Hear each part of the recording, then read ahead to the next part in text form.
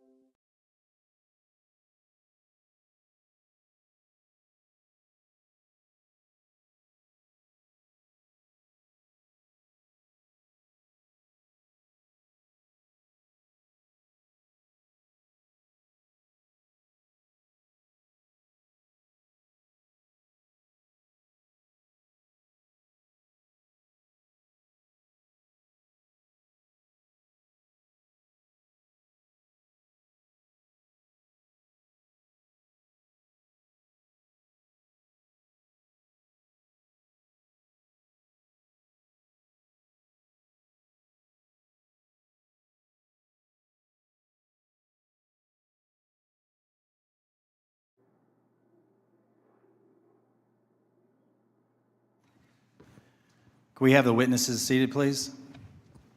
Good morning. Good morning. How you doing? You sound a little choked up. You got a cold? I'm good.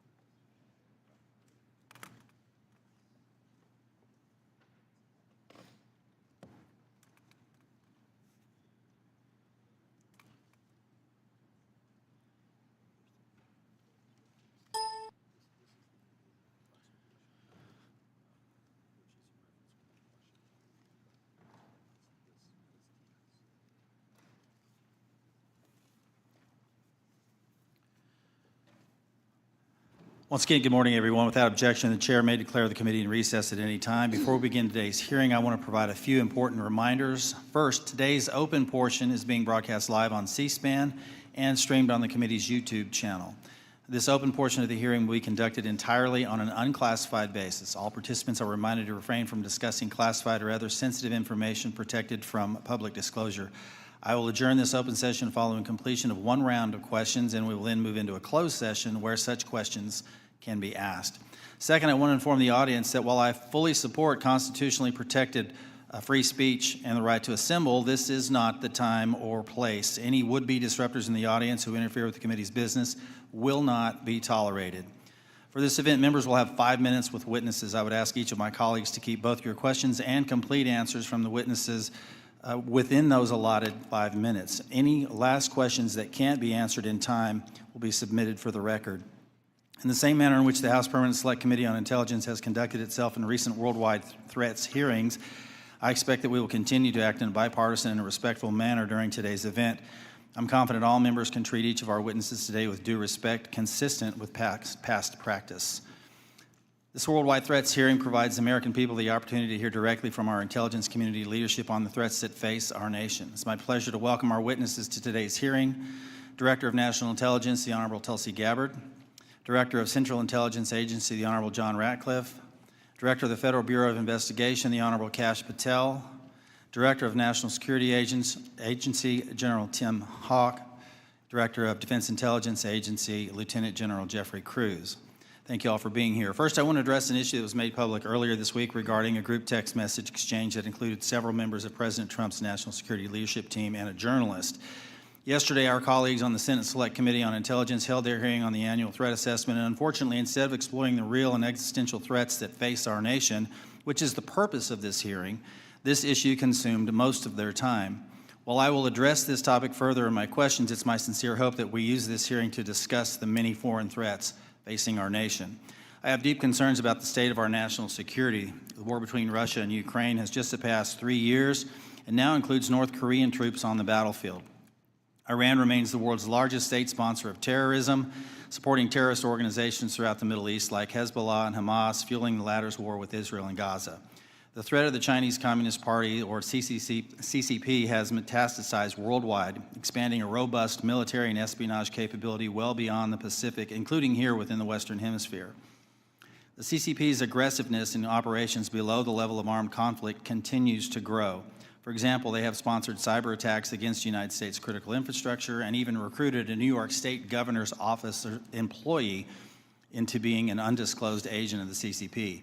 And after 4 years of a catastrophic open border policy and limited and in many cases no vetting, we have seen an explosion of illegal migrants crossing our border since 2021. In fiscal year 2024, 516 were identified to be known or suspected terrorists, 106 of whom tried to sneak into our country between ports of entry. And these are just the ones we caught of the nearly 3 million encounters recorded by Customs and Border Protection. We've also seen an ISIS-affiliated human smuggling network bringing more than 400 migrants into the United States. And this occurs through networks associated with cartels and gangs from Sinaloa to CJ&G, who present an unacceptable risk to the security of the American people. In the midst of such threats, many have understandably lost trust in the intelligence community. One reason I'm particularly concerned about is the pattern of lapses I've seen in analytic integrity and objectivity in some of the assessments provided by the IC in the last few years. From President Trump-Russia collusion fiasco to the origins of the COVID-19 pandemic to anomalous health incidents, there have been numerous instances of the IC suppressing certain reporting, using substandard reporting to support a pre-decided thesis, and failure or refusal to consider plausible alternative analyses. That, combined with many other examples of weaponized government, results in a situation where the United States is facing very real threats, while many of our citizens lack trust in those they empower to inform on or counter these threats. Look, I've been honored to serve our country for many years now, first as an explosive ordnance disposal technician in the Army, now as a representative for the 1st District of Arkansas and chairman of this committee. In my time here, I've traveled the world and met with countless IC employees, from everyday Americans doing challenging and often dangerous work of intelligence to agencies directors like yourselves. The vast majority of those people are honest, hardworking, patriotic Americans that silently and without accolades do difficult jobs, often in austere places, sacrificing time with their families and in some cases putting themselves in danger, all in order to serve the United States. These silent warriors deserve our gratitude and our respect. They do not deserve to have their reputations besmirched by poor leadership. Unfortunately, in recent years, we've seen instances of politicized, self-serving, dishonest leaders sustaining the reputation of our institutions and patriots by abusing the powers and sacred trust given to them by the American people. We have some real work to do. You in your roles as leaders of prestigious organizations and us as members of this committee charged with conducting honest and rigorous oversight must ensure that our institutions work for the American people. Those that don't uphold the stringent standards of integrity that the American people expect and deserve must be held accountable. In the instances where trust is breached, those involved must be held accountable. This will help rebuild the trust between the American people and those that serve them in the intelligence community. Today, we need you to be candid about the threats facing the United States. I have deep concerns that many threats have been downplayed or not taken seriously enough for some time, particularly in the homeland and the Western Hemisphere. I look forward to hearing your assessment. Thank you again to our witnesses for being here today, and with that, I want to yield to the distinguished ranking member, Mr. Himes, for his opening statement. Thank you, Mr. Chairman, and good morning and welcome to our witnesses. As the chairman said, this hearing is an important opportunity for our committee and the American people to hear directly from the senior leadership of the intelligence community about the threats that our nation faces. I read the unclassified report, and I found a lot of continuity in the IC's assessment about critical threats to our national security compared to last year's assessment. The IC continues to see threats from our principal adversaries, China, Russia, Iran, and North Korea. I must say, though, that after these last 2 months, I'm worried that the call may be coming from inside the House. This report calls Russia, and I quote, an enduring potential threat to U.S. power, presence, and global interests. But as far as I can tell, we're now on Team Kremlin. We vote with them and against our allies in the United Nations. We humiliate President Zelensky in the Oval Office. The president's chief Russian negotiator, Steve Witkoff, is repeating Russian talking points and participating on a madcap signal chat about an attack on Yemen while inside Russia.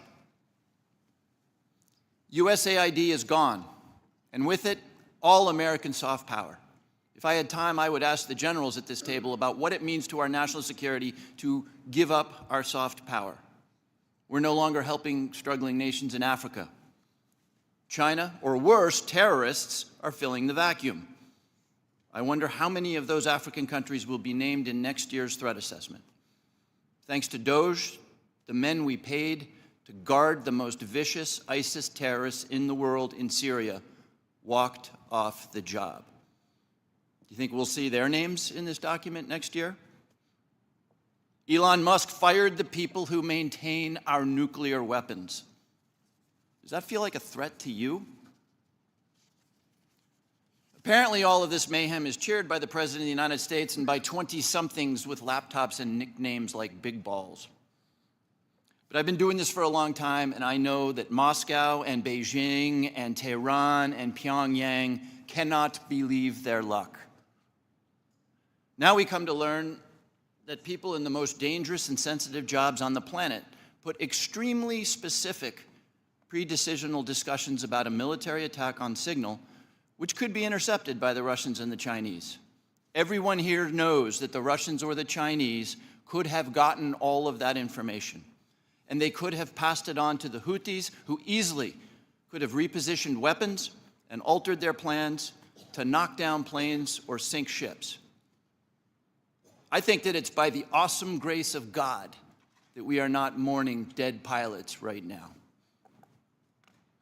The two general officers sitting at the table and the people who work for all of you know that if they had set up and participated in the signal chat, they would be gone. And they know that there's only one response to a mistake of this magnitude.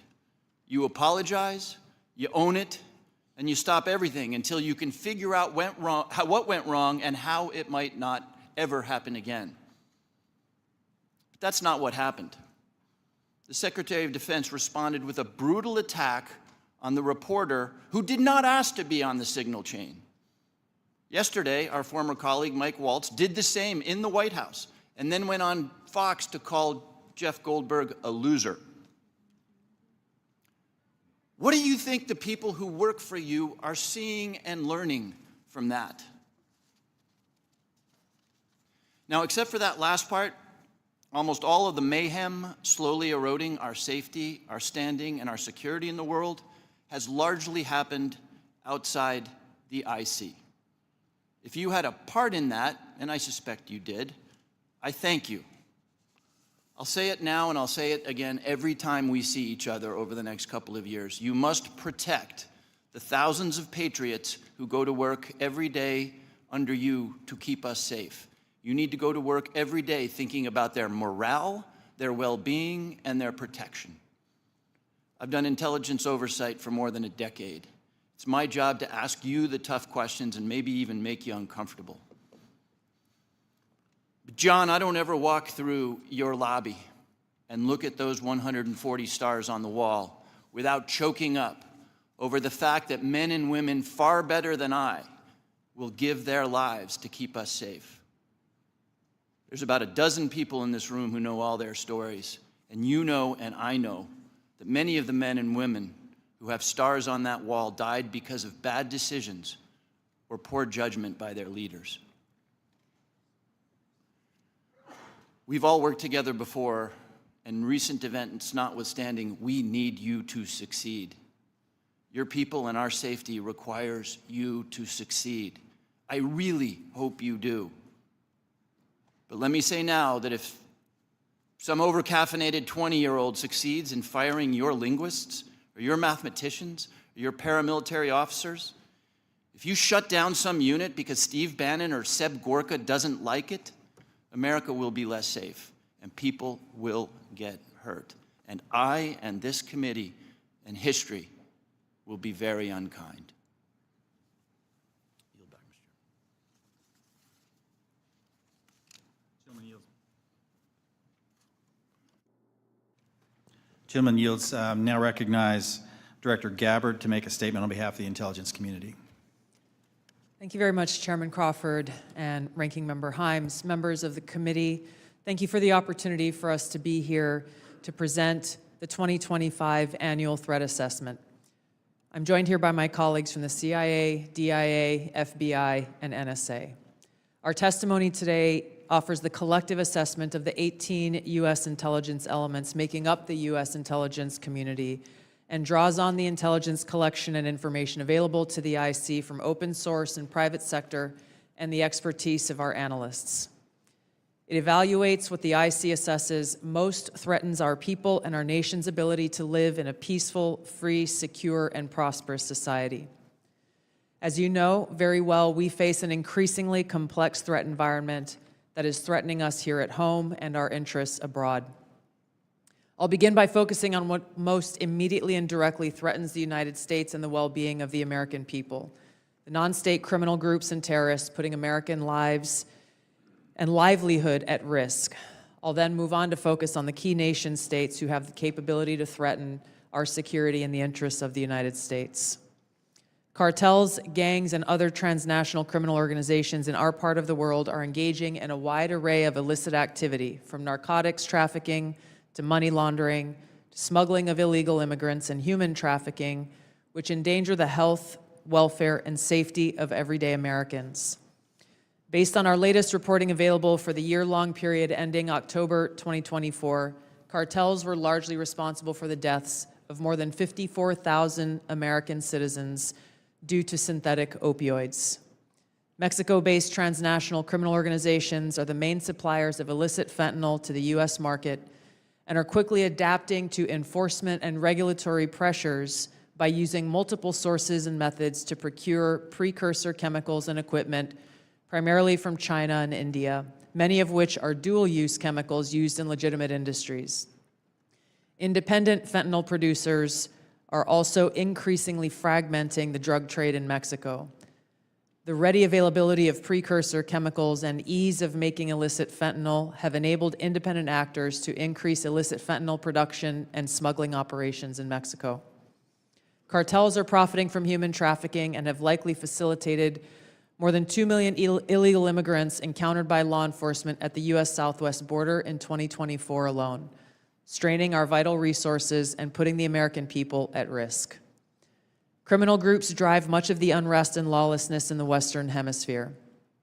They also engage in extortion, weapons and human smuggling, and other illicit and dangerous revenue-seeking operations, including kidnapping for ransom, forced labor, and sex trafficking.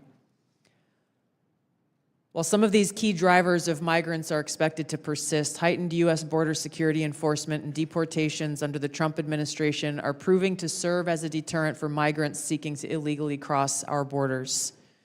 U.S. Border Patrol apprehensions along the southwest border in January 2025 dropped 85% from the same period in 2024. Transnational Islamist extremists such as ISIS and Al-Qaeda and affiliated jihadi groups continue to pursue, enable, or inspire attacks against the United States and our citizens abroad and within the homeland to advance their ultimate objective of establishing a global Islamist caliphate. This includes heightened efforts to spread their ideology to recruit and radicalize individuals in the U.S. and the West. While the New Year's Day attacker in New Orleans had no known direct contact with ISIS terrorists, he was influenced and radicalized by ISIS ideological propaganda, as one example. Al-Qaeda and its affiliates continue to call for attacks against the United States as they conduct attacks overseas. These jihadist groups have shown their ability to adapt and evolve, including using new technology and tactics to spread their ideology and recruit new followers. A range of non-state cyber criminals are also targeting our economic interests, our critical infrastructure, and advanced commercial capability for extortion, other coercive pursuits, and financial gain. These actors are using a variety of tactics, including phishing, ransomware, and denial of service attacks to disrupt our systems and steal sensitive and lucrative information, using available technologies and taking advantage of U.S. cyber vulnerabilities. Ransomware actors last year, for example, attacked the largest payment processor for U.S. healthcare institutions, and another set of criminal actors conducted cyber attacks against U.S. water utilities. Some of these non-state cyber actors also operate as proxies for or emulate similar activities being carried out by major state actors. The IC sees China, Russia, Iran, and North Korea engaging in activities that could challenge U.S. capabilities and interests, especially related to our security and economy. They are in some cases working together in different areas to target U.S. interests and to protect themselves from U.S. sanctions. At this point, the IC assesses that China is our most capable strategic competitor. Under the leadership of Xi Jinping, the People's Republic of China seeks to position itself as a leading power in the world stage, economically, technologically, and militarily. Beijing is driven in part by a belief that Washington is pursuing a broad effort to contain China's rise and undermine CCP rule. China's most serious domestic challenge is probably China's slowing economy and the potential instability that could occur if socioeconomic grievances lead to large-scale unrest. Growing economic tensions with the United States and other countries could also weigh on China's plans for economic growth and domestic job creation. China's military is fielding advanced capabilities, including hypersonic weapons, stealth aircraft, advanced submarines, stronger space and cyber warfare assets, and a larger arsenal of nuclear weapons. While it appears they would like to develop and maintain positive ties with the United States and the Trump administration to advance its own interests and avoid conflict, China is building its military capability in part to gain an advantage in the event of a military conflict with the United States around the issue of China's efforts towards unification with the Republic of China or Taiwan. Beijing is advancing its cyber capabilities for sophisticated operations aimed at stealing sensitive U.S. government and private sector information and pre-positioning additional asymmetric attack options that may be deployed in a conflict. China's cyber activities have been linked to multiple high-profile breaches, including last year's massive compromise of U.S. telecom infrastructure, commonly referred to as Salt Typhoon. Beijing currently dominates global markets and strategically important supply chains, for example, with the mining and processing of several critical minerals. In December, China imposed an export ban to the United States on gallium, germanium, and antimony, all of which are important to the production of semiconductors and our defense technologies. This was in direct response to U.S. export controls on chips designed to broadly limit PRC access to advanced chips and chip-making equipment. China also aims to compete in other critical global industries, including AI, legacy semiconductor chip production, biomanufacturing and genetic sequencing, and medical and pharmaceutical supply production. Russia's nuclear and conventional military capabilities, along with its demonstrated economic and military resilience, make it a formidable competitor. Moscow has more nuclear weapons than any other nation that could inflict catastrophic damage on the United States and the world in the event of a major war that Russian leaders feared put them and their regime at serious risk. In late 2024, Russia announced updates to its public nuclear doctrine, expanding the conditions under which Russia would consider using nuclear weapons. Russia is building a more modern and survivable nuclear force designed to circumvent U.S. missile defense through reliable retaliatory strike potential. It intends to deter the U.S. by holding the U.S. homeland at risk and by having the capabilities to threaten nuclear war in a conflict. Russia's developed advanced cyber capabilities and has attempted to pre-position access to U.S. critical infrastructure for for asymmetric options and make it a persistent cyber threat. Russia's cyber activities have been linked to multiple high-profile breaches, including the 2023 hack of Microsoft. Russia is also fielding new capabilities in anti-satellite weapons meant to degrade U.S. and allied space infrastructure. Among Russia's most concerning developments is a new satellite intended to carry a nuclear weapon as an anti-satellite weapon, violating long-standing international law against such activity and putting the U.S. and global economy at risk. Iran continues to seek to expand its influence in the Middle East, despite the degradation to its proxies and defenses during the Gaza conflict. Iran has developed and maintains ballistic missiles, cruise missiles, and UAVs, including systems capable of striking U.S. targets and allies in the region. They've shown a willingness to use these weapons, including during a 2020 attack on U.S. forces in Iraq and in attacks against Israel in April and October 2024. Iran's cyber operations and capabilities also present a serious threat to U.S. networks and data. The IC continues to assess that Iran is not building a nuclear weapon, and Supreme Leader Khamenei has not authorized the nuclear weapons program that he suspended in 2003. We continue to monitor closely if Tehran decides to reauthorize its nuclear weapons program. In the past year, we've seen an erosion of a decades-long taboo in Iran on discussing nuclear weapons in public, likely emboldening nuclear weapons advocates within Iran's decision-making apparatus.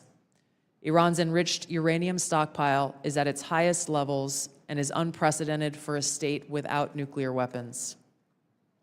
Iran will likely continue efforts to counter Israel and press for a U.S. military withdrawal from the region by aiding, arming, and helping to reconstitute its loose consortium of like-minded terrorist actors, which it refers to as its axis of resistance. Although weakened, this collection of actors still presents a wide range of threats, including to Israel's population, U.S. forces deployed in Iraq and Syria, as well as U.S. and international military and commercial shipping and transit. North Korean leader Kim Jong-un is pursuing stronger strategic and conventional capabilities that can target U.S. forces and allies in the region, as well as the U.S. homeland, to bolster North Korea's leverage and stature, defend its regime, and achieve at least tacit recognition as a nuclear weapons power. Kim's recently cemented strategic partnership with Russia supports these goals by providing him with greater financial, military, and diplomatic support, reducing its reliance on China, and providing North Korean forces and weapons systems with warfighting experience. Kim views his strategic weapons advances, its deepening ties with Russia, and its economic durability as strengthening his negotiating position against Washington's demands for denuclearization and lessening Kim's need for sanctions relief. Since 2022, China, Russia, Iran, and North Korea have grown closer. Removing the accelerant of the war in Ukraine is unlikely to revert these bilateral relationships to a pre-war 2021 baseline, leaving room for new strategic priorities and world events to create new incentives or challenges to their expanded cooperation. Russia has been a catalyst for much of this expansion, driven heavily by the support it has needed for its war against Ukraine, including protection from U.S. and Western sanctions. In addition to exchange of military and other resource capabilities with North Korea, Russia has relied more heavily on China's financial and defense industry backing and has increased combined military exercises with China. With Iran, Russia has also expanded financial ties to mitigate sanctions. Iran has become a critical military supplier to Russia, especially of UAVs, in exchange for Russian technical support for Iranian weapons, intelligence, and advanced cyber capabilities. The threats that we see to the U.S. to U.S. national security are both complex and multifaceted. In closing, I want to address briefly the signal chat issue that I know many of you are concerned about. The President and National Security Advisor Waltz held a press conference yesterday with a clear message. It was a mistake that a reporter was inadvertently added to a signal chat with high-level national security principals having a policy discussion about imminent strikes against the Houthis and the effects of the strike. The National Security Advisor has taken full responsibility for this, and the National Security Council is conducting an in-depth review along with technical experts working to determine how this reporter was inadvertently added to this chat. The conversation was candid and sensitive, but as the President National Security Advisor stated, no classified information was shared. There were no sources, methods, locations, or war plans that were shared. This was a standard update to the National Security Cabinet that was provided alongside updates that were given to foreign partners in the region. The Signal Message app comes pre-installed on government devices. In December of 2024, CISA stated, quote, "We strongly urge highly targeted individuals to immediately review and apply best practices provided in the guidance to protect mobile communications, including consistent use of end-to-end encryption." And they named Signal as an app as an example of such an end-to-end encrypted messaging app. Ideally, these conversations occur in person. However, at times, fast-moving coordination of an unclassified nature is necessary where in-person conversation is not an option. I'm also aware that a lawsuit was filed yesterday on this issue. As a result of that pending litigation, I'm limited in my ability to comment further on that specific case. My Office of General Counsel will be in close contact with the Department of Justice on this matter. The most important thing to the American people and to all of us is the success of this military operation against terrorists who have been and continue to attack American service members was extremely successful, thanks to the leadership of President Trump and the actions of our brave men and women in uniform. As the heads of the American people's intelligence community, we will continue to provide the President, you in Congress, and our warfighters with timely, unbiased, relevant intelligence to keep our country secure, free, prosperous, and at peace. Thank you, Mr. Chairman. Thank you, Director Gabbard. We now turn to member questions. I'll recognize myself for 5 minutes. I want to talk about, before I get into the threats, I want to talk about something we've talked about in this committee and in this setting before. We've had IC agency leaders commit to complying with our document requests but not follow through. And I don't know if this is due to direction from previous administration or middle management obstruction, but I find it completely unacceptable. In fact, I had to subpoena the NSA in order to cooperate with our AHI investigation last year. As you all know, it's the charge of this committee to conduct rigorous oversight, and part of that oversight is to occasionally requires us that we request documents from your organizations to enable our investigations. We cannot adequately do our jobs without your partnership and your cooperation. General Haugh and General Kruse, we had this conversation here before last year, and I'm not satisfied with your responsiveness. Therefore, I'm going to ask that question again on the record in this open setting to each of you. Do I have your unequivocal commitment to cooperating with document or other information requests from this committee, General Haugh? You do, Chairman. Thank you, General. Director Patel. You do, Mr. Chairman. Director Gabbard. Yes, Chairman. Director Ratcliffe. Yes, you do, Chairman and Ranking Member. And I want to start by saying it's good to be back. It's good to see you.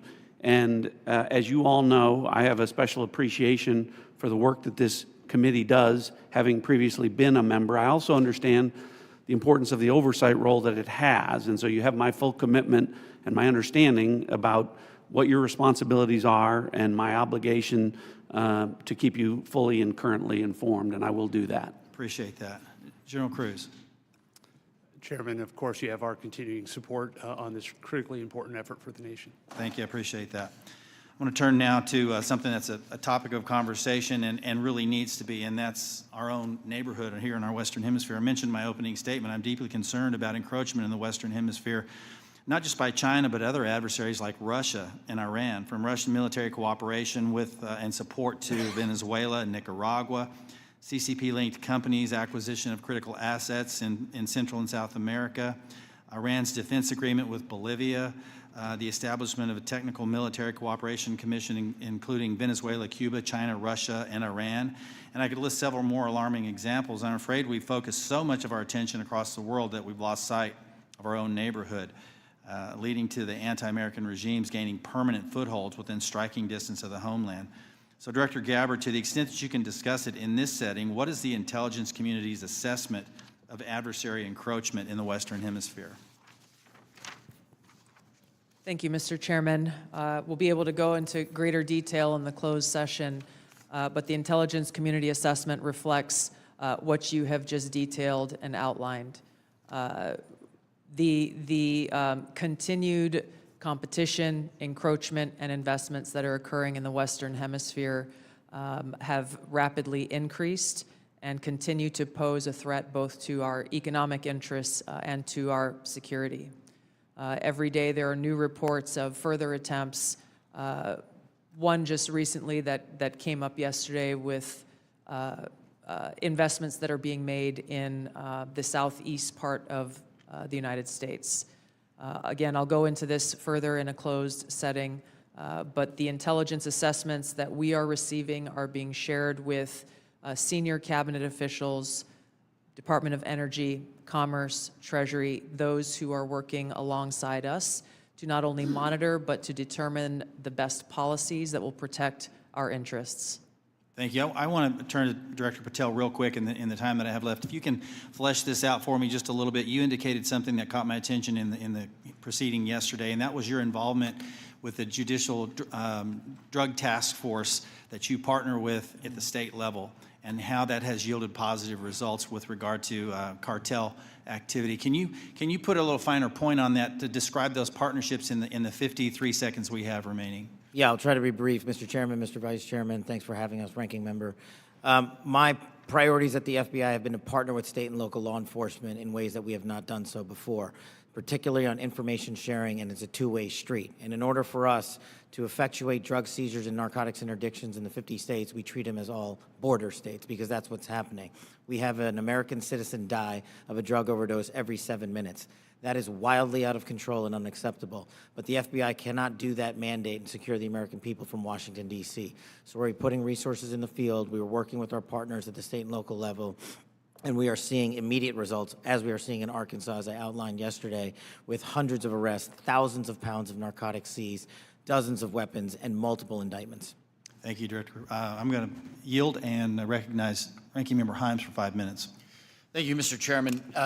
If there's something I care as much about as the national security of the United States, it's the powers and prerogatives of this Congress in its oversight duties. So I want to spend a minute or so on yesterday's testimony in front of the Senate and direct these questions in particular to Director Patel and Director Gabbard. Yesterday, Senator Heinrich asked, did this conversation, referring to the signal chat, include information on weapons, packages, targets, or timing? Director Patel, you said not that I'm aware of. Director Gabbard, you said same answer. This morning we learned that the signal chat included the following update, forward-looking update from the Secretary of Defense. Time now, 11:44 Eastern Time. Weather is favorable. Just confirmed with CENTCOM. We are go for mission launch. 12:15 Eastern Time. F-18 launch. First strike package. 13:45 trigger-based F-18 first strike window starts. Target terrorist is at his known location, so should be on time. Also, strike drones launch MQ-9s. 14:10 more F-18s launch. Second strike package. Do either of the directors want to reflect on their testimony yesterday in the context of what I just read? Sure. 1, I was not on that signal chat. 2, I have not reviewed it. And 3, as you just indicated, that was made public this morning. But Director, you didn't prior to yesterday's Senate. You were on this. You were on the signal chat, correct? No. Okay, but did you review the material on the signal chat? No, I wasn't Okay. on it. Director Gabbard. Yes, Ranking Member. My answer yesterday was based on my recollection, or the lack thereof, on the details that were posted there. I was not, and what was shared today reflects the fact that I was not directly involved with that part of the signal chat, and replied at the end reflecting the effects, the very brief effects that the National Security Advisor had shared. So it's your testimony that less than 2 weeks ago, you were on a signal chat that had all of this information about F-18s and MQ-9 Reapers and targets on strike, and you in that 2-week period simply forgot that that was there. That's your testimony? My testimony is I did not recall the exact details of what was included there. That was not your testimony. Your testimony was that you were not aware of anything related to weapons packages, targets, and timing. As the testimony yesterday continued on, there were further questions related to that, where I acknowledged that there was conversation about weapons, and I don't remember the exact wording that I used, but I did not recall the specific details that were included. Director Gabbard, you've reasserted that there was no classified information. I think we can all agree that that information shouldn't have been out there. But let me ask you this. Are you familiar with the ODNI's classification guidance? I'm familiar with it. I've actually got a copy right here. If I read you a part of that guidance, I wonder if you could tell me what the level of classification indicated is. I'm reading from your classification guidance. And the criteria is information providing indication or advance warning that the U.S. or its allies are preparing an attack. Do you recall what your own guidance would suggest that be classified? I don't have the specifics in front of me, but it would point to what was shared would fall under the DoD's classification system and the Secretary of Defense's authority so let me to help you, because determine there's a what is very clear classified answer. and what is not. You don't, I guess you don't have it, but information providing, this is the ODNI guidance, information providing indication or advance warning that the U.S. or its allies are preparing an attack should be classified as top secret. Do you disagree with that? I don't disagree with that. I just point out that the DoD classification guidance is separate from the ODNI's classification guidance. Do you think it would be and materially different? Ultimately, the Secretary of Defense holds the authority to classify or declassify. Do you think it's likely that DoD guidance is materially different from what I just read? I haven't reviewed the DoD guidance, so I can't comment.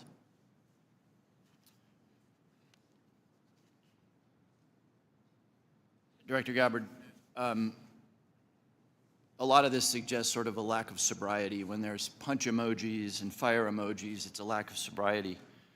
I don't mean that literally. But I have one last question for you, because I think people really listen to what you have to say. You, on March 15th, as DNI, retweeted a post from Ian Miles Chong, who is listed on RT, that's Russia Today's website, as, quote, a political and cultural commentator who has contributed content to RT since at least 2022. Director Gabbard, do you think that it's responsible for you as head of the intelligence community and the principal presidential intelligence advisor to retweet posts from individuals affiliated with Russian state media? That retweet came from my personal account, and I would have to go back to look at the substance of the tweet. Can I, just so that we don't have a lack of confusion amongst our allies and enemies and us, can I act perhaps that you not think that you should be saying one thing on your personal account than you say officially? I maintain my First Amendment rights to be able to express my own personal views on different issues. Thank you. I yield back, Mr. Chairman. Gentleman yields now recognize the distinguished Vice Chairman, General Kelly. Yeah, I'd now, for the first 30 seconds, Mr. Ratcliffe, or Director Ratcliffe, formerly known as Texas, from this Mississippi guy, I'd like to give you 30 seconds if you have anything to respond to what Ms. Gabbard Director Gabbard, I'm sorry, just said. Well, Mississippi, it's good to see you again, and I appreciate the opportunity. You know, there's so much talk about this Atlantic article and about things that were said and that could have happened instead of a focus on what did happen. So my responsibility as CIA director, one of its responsibilities is to kill terrorists. And that's exactly what I did along with President Trump's excellent national security team. That's what we should be focused on. With regard to that article, I also would appreciate the opportunity to relay the fact that yesterday I spent 4 hours answering questions from senators as a result of that article that were intimating that I transmitted classified information because there were hidden messages. Those messages were revealed today and revealed that I did not transmit classified information, and that the reporter, who I don't know, I think intentionally intended it to indicate that. That reporter also indicated that I had released the name of an undercover CIA operative in that signal chain. In fact, I had released the name of my chief of staff, who is not operating undercover. That was deliberately false and misleading, and I appreciate the opportunity to reflect that my answers haven't changed. I used an appropriate channel to communicate sensitive information. It was permissible to do so. I didn't transfer any classified information. And at the end of the day, what is most important is that the mission was a remarkable success, is what everyone should be focused on here, because that's what did happen, not what possibly could have happened. Thank you, Director Ratcliffe. Director Patel, thank you for the great job that you've done. So, first of all, your coordination and trying to comply with the letter that was sent last year and the year before asking for the baseball shooting, of which what I got was basically what happened on the field, and I was there, so I don't need to know that, although no one from the FBI ever talked to me about what happened. They talked to people who were not there. But I appreciate your commitment to getting us the full unredacted report, or the redactions are to protect innocent people who are not part of the process, not the people who made decisions to classify that as suicide by a cop as opposed to an assassination attempt of many members of Congress, of which I was one. Thank you for your commitment, Director Patel, because I know that you will give us what we have asked for so that we can put this to rest, Mr. Winstrup, myself, and several others. Can I get your commitment to do that, Director Patel? In fact, I just got an update, Mr. Vice Chairman, from my team. You'll have all of those materials to you and your committee by the close of business today, or at the latest tomorrow morning. And just really quickly, Director Ratcliffe, and I don't want to go over time. I think it's so important for everybody to have their time. Can you tell me the impact that DOGE has had in causing you to fire people you shouldn't have fired, or release people who are instruments of national security no longer there? Tell me if you've had any impact specifically that DOGE has caused you to lose someone who was necessary for national security. Given the fact that as of this date, no one from DOGE has been on the CIA campus, and I've had no direct communication with DOGE other than conversations with Elon Musk at cabinet meetings, I would say the impact is zero. Director Patel? I'm in a similar situation. We do work with DOGE on government efficiencies, but I have not seen any negative impacts at the FBI. Thank you very much. And Director Gabbard, it's good to see you again, too. You know, I think we were freshmen together, you and I and Director Ratcliffe, and I'm here and you guys are like there. Have you seen any impact across the whole IC that DOGE has caused things that you can't respond to? Yeah, thank you, Congressman. It's great to see you all again here. The answer is no. Similar with Director Ratcliffe, DOGE has not been at ODNI. The President understands the essential national security mission that we have, and we are going through our own internal assessments to ensure we're achieving the effects in an efficient way that is responsible to the American taxpayer. Yield back, Mr. Chairman. Gentleman yields. Mr. Carson. Thank you, Chairman, to the witnesses, many of whom I've worked with in the past. It appears that this year's report omitted any discussion of transnational concerns like global health security, infectious diseases, and the role of conflict, violence, and political instability play as drivers of migration. Coupled with the administration's cuts to USAID and other international assistance, particularly health and humanitarian assistance, won't these reductions and eliminations increase regional instability and volatility in areas already at high risk for threats? Was the IC consulted at all in the decisions to eliminate such critical funding, and why weren't these risks included in this year's report? Thank you for the question, Congressman.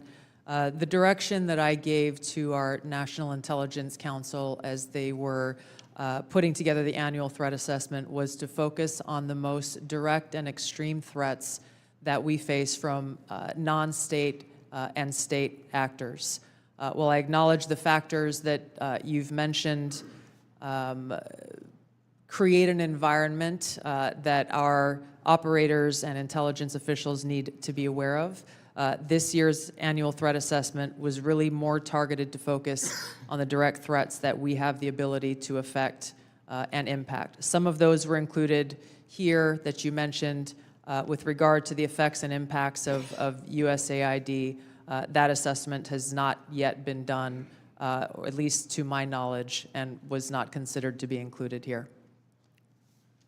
Director Patel, this year's assessment, sir, confirms a threat I've worked on for a number of years, domestic extremists, including lone wolves, white nationalists motivated by racial or anti-government grievances, even religious grievances. Mr. Director, a few yes or no questions. Do you, sir, agree that these domestic threats must be addressed as thoroughly as foreign extremists? All threats like that will be treated equally, yes, sir. Is it true, sir, you moved personnel out of the FBI section responsible for countering domestic violent extremists? I don't believe I did that. Is it true, sir, that you've discussed disbanding this section? I don't believe I've done that. Will you pledge today, sir, not to disband this critical section? I will pledge to you today that any personnel matters that are being worked on currently, once finalized, the congressional notification will be published to your committee. Mr. Chairman, I yield back. The gentleman yields. Now recognize the gentleman from Illinois, the former federal prosecutor, Mr. LaHood. Well, thank you, Mr. Chairman. I want to thank all of our witnesses today for your service to our country. And I want to focus my questions this morning on FISA Section 702. And Director Ratcliffe, welcome back to the committee. In your confirmation hearing before the Senate, you were asked extensively about FISA and Section 702, and I think laid out a compelling narrative on how, as you described it, quote, how indispensable it is to national security. And you were also asked about a warrant requirement on Section 702. And your answer to that was, quote, on whether a warrant makes sense on 702, your quote was, the answer is no. We're talking about national security issues where sometimes minutes matter in the ability to disrupt or interdict the bad actors or to act upon the intelligence that you can gain from that, unquote. Director, I wanted to ask you, is that still your belief today regarding the warrant requirement? Congressman, it absolutely is. You've accurately reflected my prior testimony. It is also my testimony that 702 is indispensable to our intelligence picture, and the loss of it would be catastrophic to CIA. And the reason that I say that from this position is not only is 50% of all of our critical analysis provided to the President as Commander-in-Chief in the President's daily brief 702 derived, 70% of CIA's success with regard to advanced weapons counterproliferation is the result of 702 collected information. And finally, 90% of CIA's successful interdictions with regard to synthetic drugs like fentanyl are the result of 702 collection. It's absolutely indispensable to the work that CIA does, and I'm glad that you gave me the opportunity to reflect that to this committee. Thank you, Director. And just to ask a follow-up on that, as you know, in the House last year when we had our FISA reform and Section 702 reform measures put in place, you know, we had a debate, robust debate on the House floor regarding the warrant requirement. It was a very, very close vote, 212 to 212. Director Ratcliffe, what can you tell our members to alleviate and reassure them on, again, the harm that a warrant requirement would do to 702? Well, Congressman, it would impose a de facto ban on lawfully querying previously collected data to find threats against U.S. persons and government officials. So that would be, again, catastrophic to our efforts to keep our community safe. And I would also point out, because I know that these are legitimate concerns with regard when we talk about FISA and 702 specifically, everyone on this committee recalls that when I was a member, I also called out FISA abuses when they occurred. And and I don't want there to be any violation of Americans' civil liberties and Fourth Amendment rights, but I would point to the CIA's frankly impeccable record of compliance, and we can talk about that more in a closed session.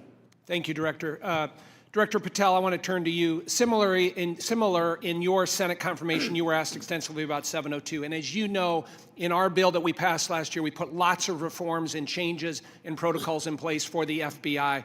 And I know that you're supportive of many of those. Specifically on the impracticalities of a warrant requirement on 702, you were quoted as saying, when you were asked about it, it is almost impossible to make that function of the warrant requirement work and to serve the national no-fail mission. Is that still your testimony here today? It's great to see you, Congressman, and yes, that's my testimony. Thank you.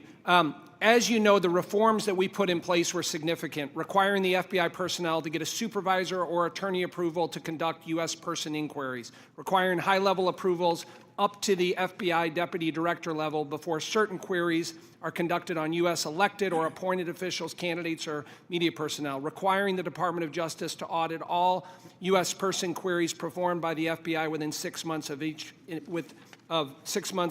query, reducing the number of FBI personnel who have the ability to query. Can you talk about the current implementation of those reforms and how that's going, Director Patel? Absolutely. With probably the most recent one, in terms of 702 query reviews, we only have about 200 left when it comes to U.S. persons, and we will promulgate those findings to you. But as of today, of all the U.S. persons queried in the 702 databases, there's only been one instance of negligent conduct. We have already implemented limited access to those who actually know how to use the FISA process in 702, and we have implemented a direct reporting structure to the Office of Director and the Deputy Director to make sure that anyone, whether it's intentional or unintentional, abuses the 702 query system is brought to our attention immediately, and we will take that on for action directly. And in terms of piggybacking off Director Ratcliffe's, the public defender in me realizes the importance of constitutional due process more than anyone. The staffer in me from the House Intelligence Committee may be the only person who has worked more on FISA reform and exposing FISA abuse in modern congressional history. And the terrorism prosecutor in me and the JSOC civilian in me tells me that we cannot do away with 702 or FISA Title I and Title III, but we can work with you and your committee to make it better. I don't know all those ideas. I don't have all those answers, but you have my commitment that we will use it appropriately going forward. Thank you, Director. I yield back. Gentleman yields. Mr. Castro. Thank you, Chairman. Tulsi, you and I came into the Congress together in 2013. And Kash, you and I was serving on the Intelligence Committee when you worked on the Intelligence Committee. And John, you and I are both from Texas, and we both served together on the Intelligence Committee. The idea that this information, if it was presented to our committee, would not be classified, y'all know is a lie. That's ridiculous. I've seen things much less sensitive be presented to us with high classification. And to say that it isn't is a lie to the country. I want to ask the generals now. The NSA is principally in charge of intercepting things like signals intelligence from other countries. General, I want to ask you, if your organization, your agency, intercepted something like this from Russia or China or some other country, would you consider this classified information? Representative, we would be classifying based off of our sources and methods. So those would be the things that, in terms of how we process, how we would be able to obtain the information and how we'd report it, we would classify based off of our source and method. So if you knew that the Secretary of Defense and the National Security Advisor of Russia or China and the head of the Foreign Ministry and all of the folks who were associated with that signal chain, if you intercepted that information, General, would you consider it classified? So it would be classified based off of our collection. So the NSA would classify it, would Based off determine of it as classified? the protection of our own source and method, not necessarily based off the content, but how we collected that information. But it would be classified. Well, we certainly wouldn't be collecting on a U.S. person conversation. No, I understand. I'm saying but if you did your job and collected it from the Russian Foreign Ministry and the National Security Advisor and the Secretary of Defense and the President's Chief Advisor, There is no way, having sat on this committee for 9 years, that somebody would come in with that information and give us something that says, unclassified, you can walk out of this room with this information and give it to whomever you want. You know, with all respect, you and I worked on the committee at the same time. Tulsi, you and I came in together. I've never had an issue of beef with you.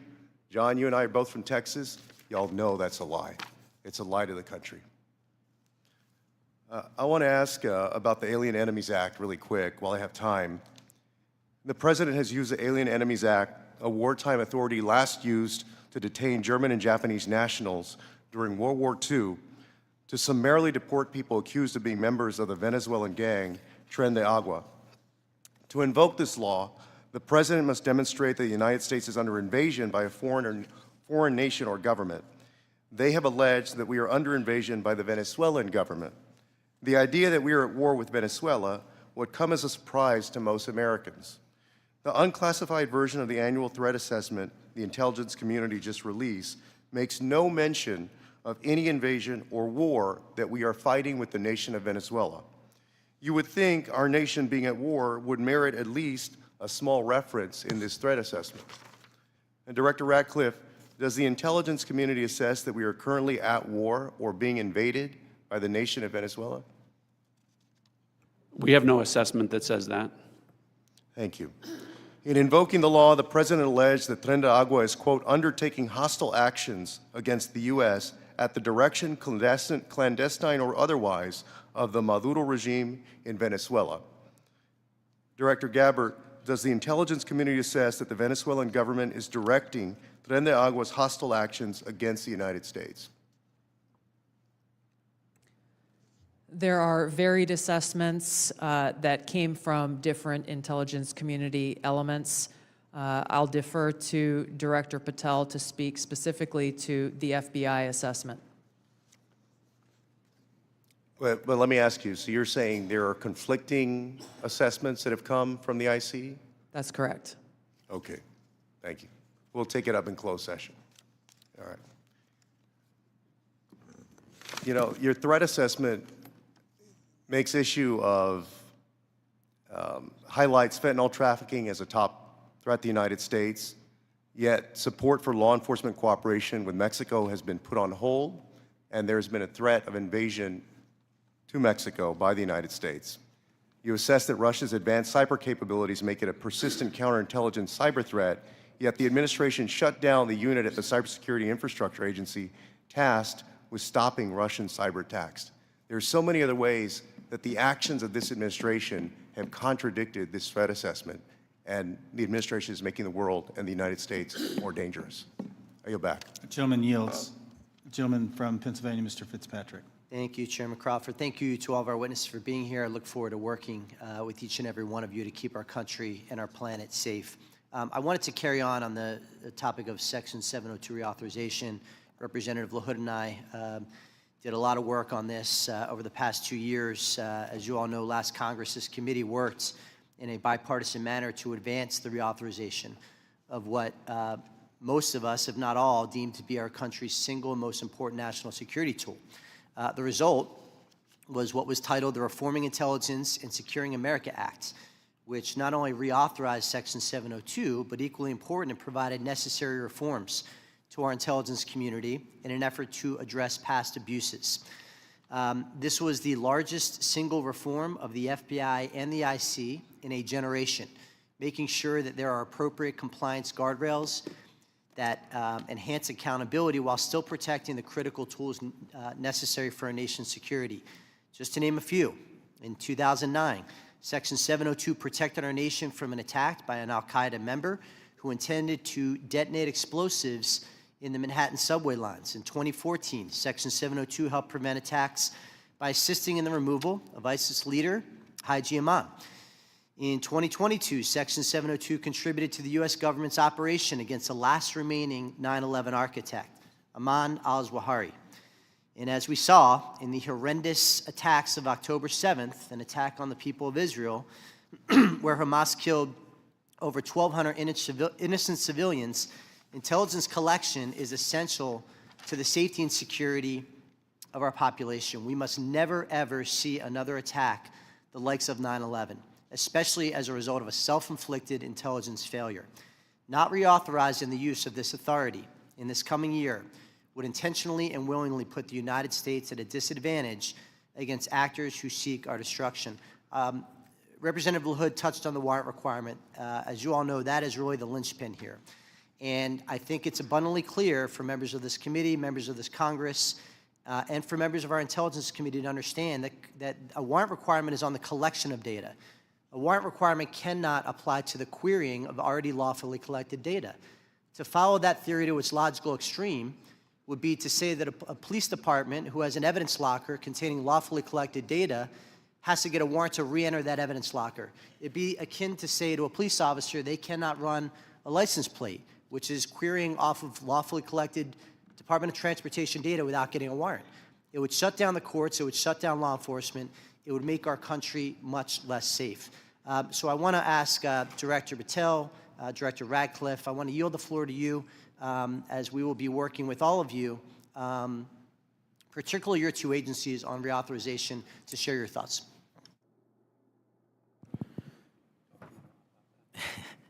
So it's great to see you, sir, and thanks for the question. Look, on 702, just to flesh out some of the more specific operational use that I have, it with specifically relates to what you just said. When I was a terrorism prosecutor, we used 702 directly to prevent the shopping mall in Houston from being blown up. We used 702 collection directly to prevent an attack on the state capitol in the state of California. And those individuals were prosecuted and are currently in prison. And balancing that awesome responsibility with the constitutional protections that every American should have when we're talking about U.S. persons specifically is something that I keep in mind on every single decision surrounding 702.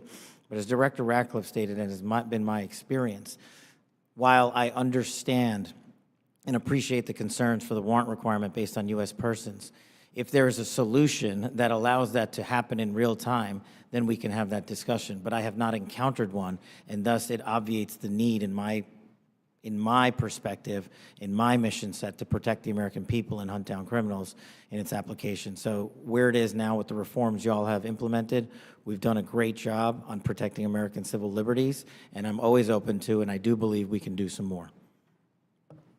Director Ratcliffe? Good to see you again, Congressman. I agree with Director Patel's comments with regard to that. I'll start out by saying, obviously in this role, I'm not a policymaker. But at the appropriate time, when this comes up for renewal, I think I made it clear and will make it clear from the CIA's perspective the indispensability of 702 as a tool to providing the Commander-in-Chief an accurate picture of the threat environment. You mentioned some examples of 702's success. When we get into the classified session, later this afternoon, I have some further examples of 702 success that we can talk about, and I think that reflects my position. Thank you all. I yield back. The gentleman yields. Mr. Krishnamurthy. Good morning. Thank you, Mr. Chair, and thank you to our witnesses for coming. Thank you for your service. Director Gabbard, you said no classified information was included in the signal chat, correct?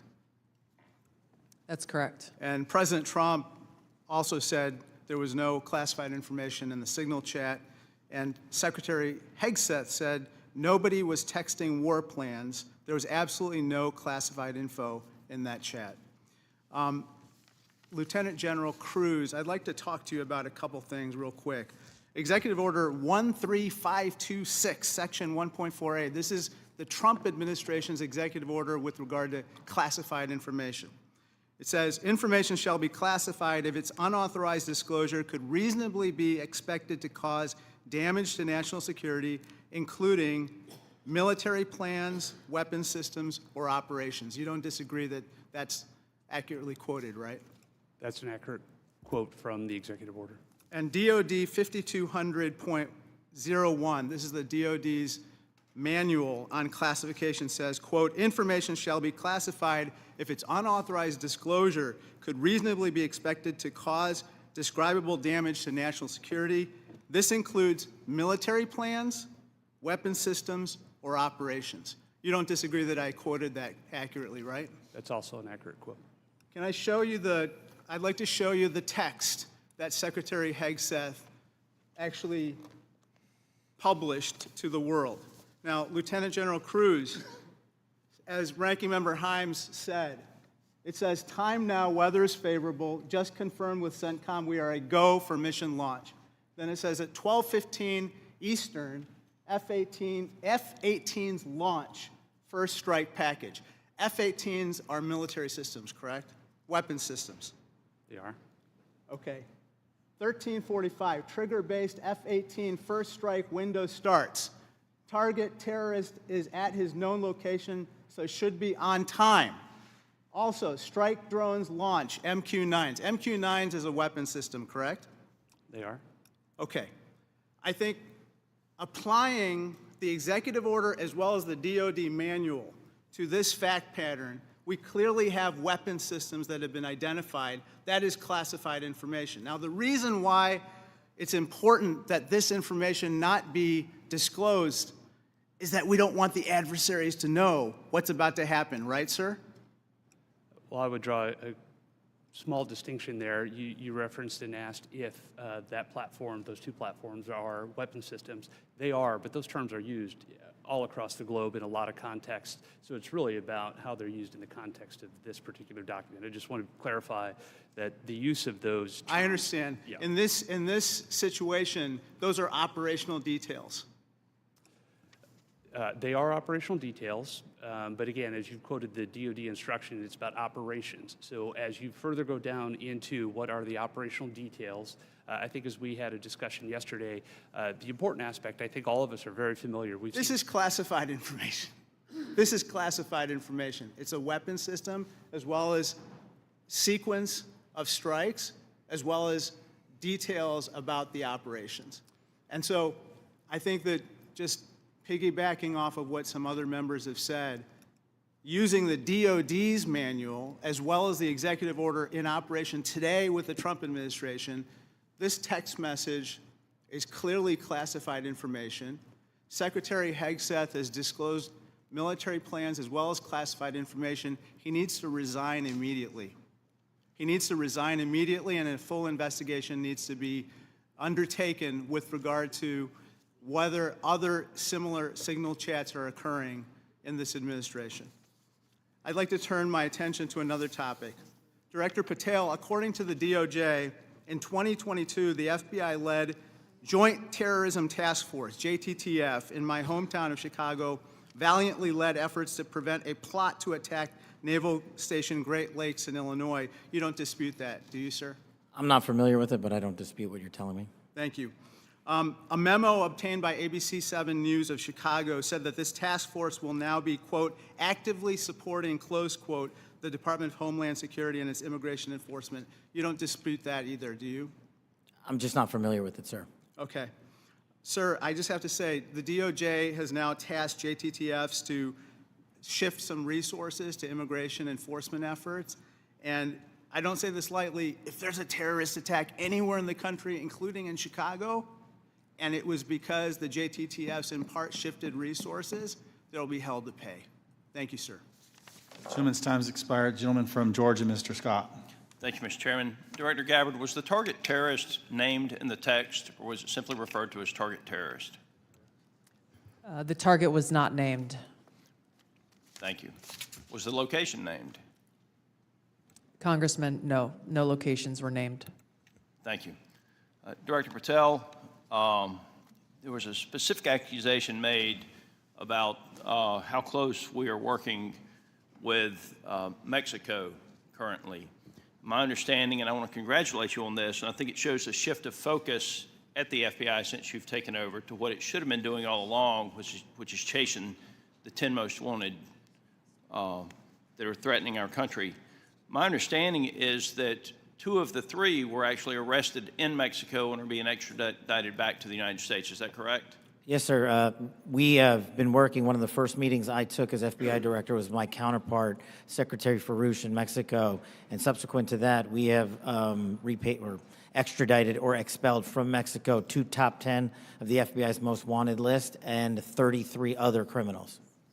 Well, it sounds to me like we're working closer with them today than we have in the last several years, and that the focus of the FBI has shifted to actually protecting American citizens instead of arresting pro-life protesters.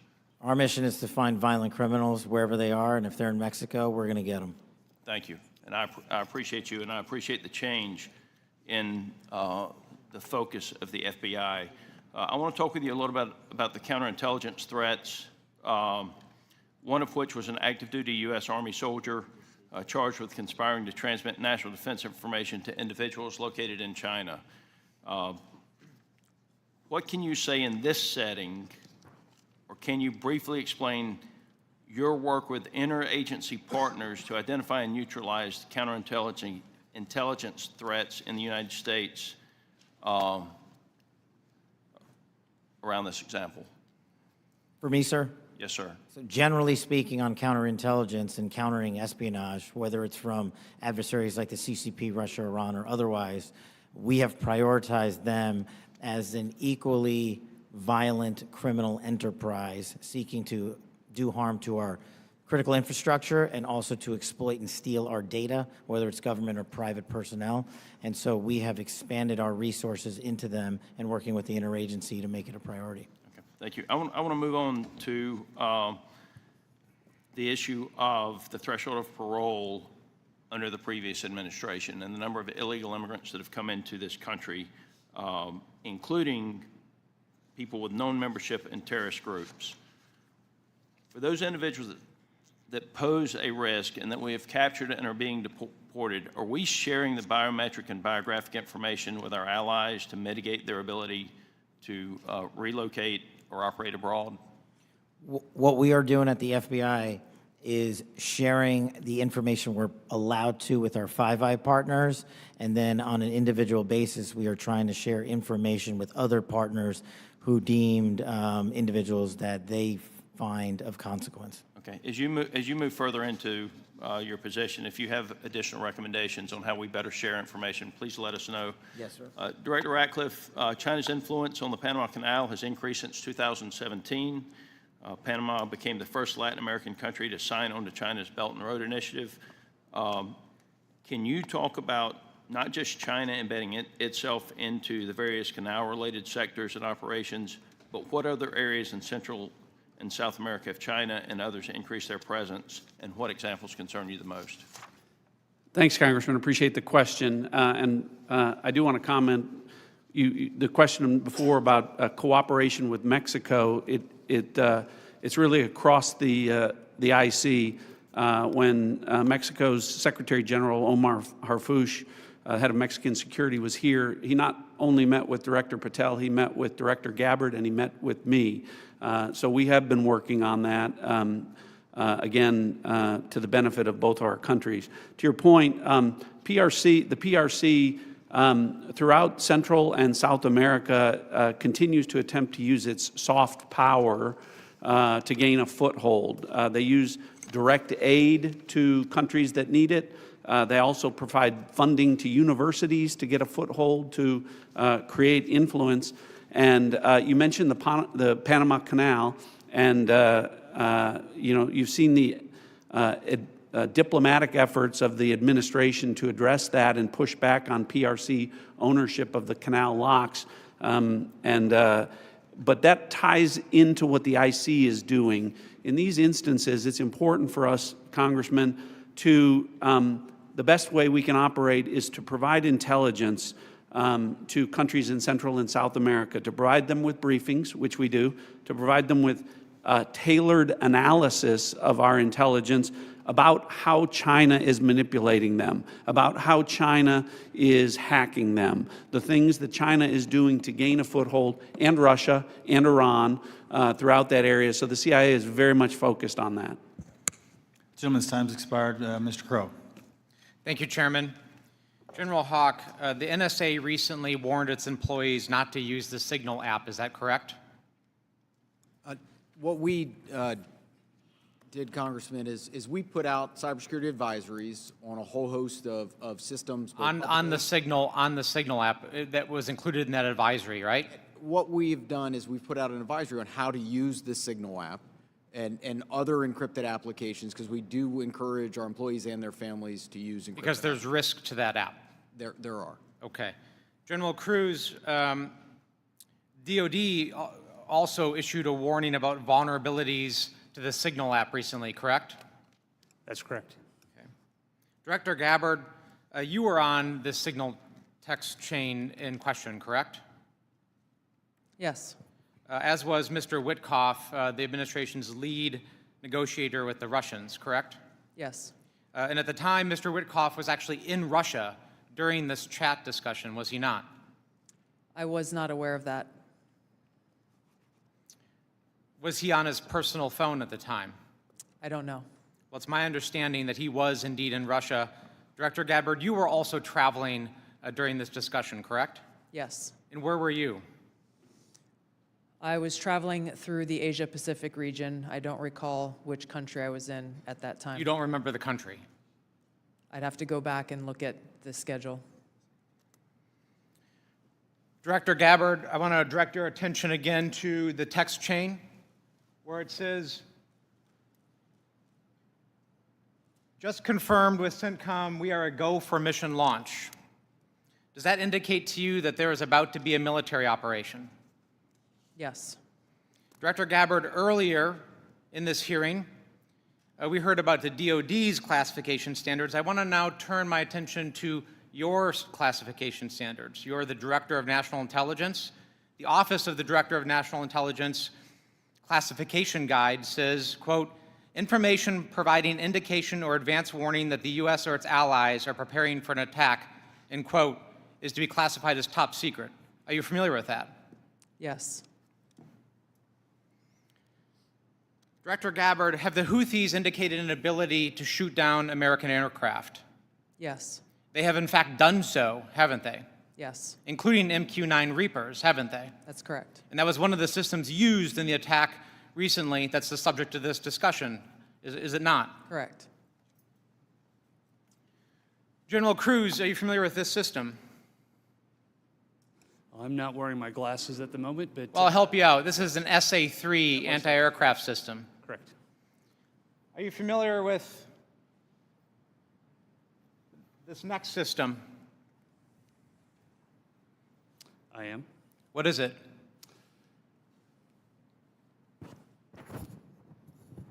I'm going to have to ask you. It's an SA-6. I'm going to guess that this is also an advanced anti-aircraft system, is it not? It is. It was used widely in the Balkans in the 90s, correct? And the Houthis also have this system, don't they? They certainly do. And they've employed it against our aircraft, have they not? They have attempted to, correct. I spent my life in service to this country. I deployed 3 times to combat in service to this nation. I learned in that time in service that responsibility is core to leadership. You accept responsibility when things go wrong. You admit mistakes. You set the standard from the very top. It is completely outrageous to me that administration officials come before us today with impunity, no acceptance of responsibility, excuse after excuse after excuse, while we send our men and women downrange to do incredibly difficult, incredibly dangerous things on our behalf.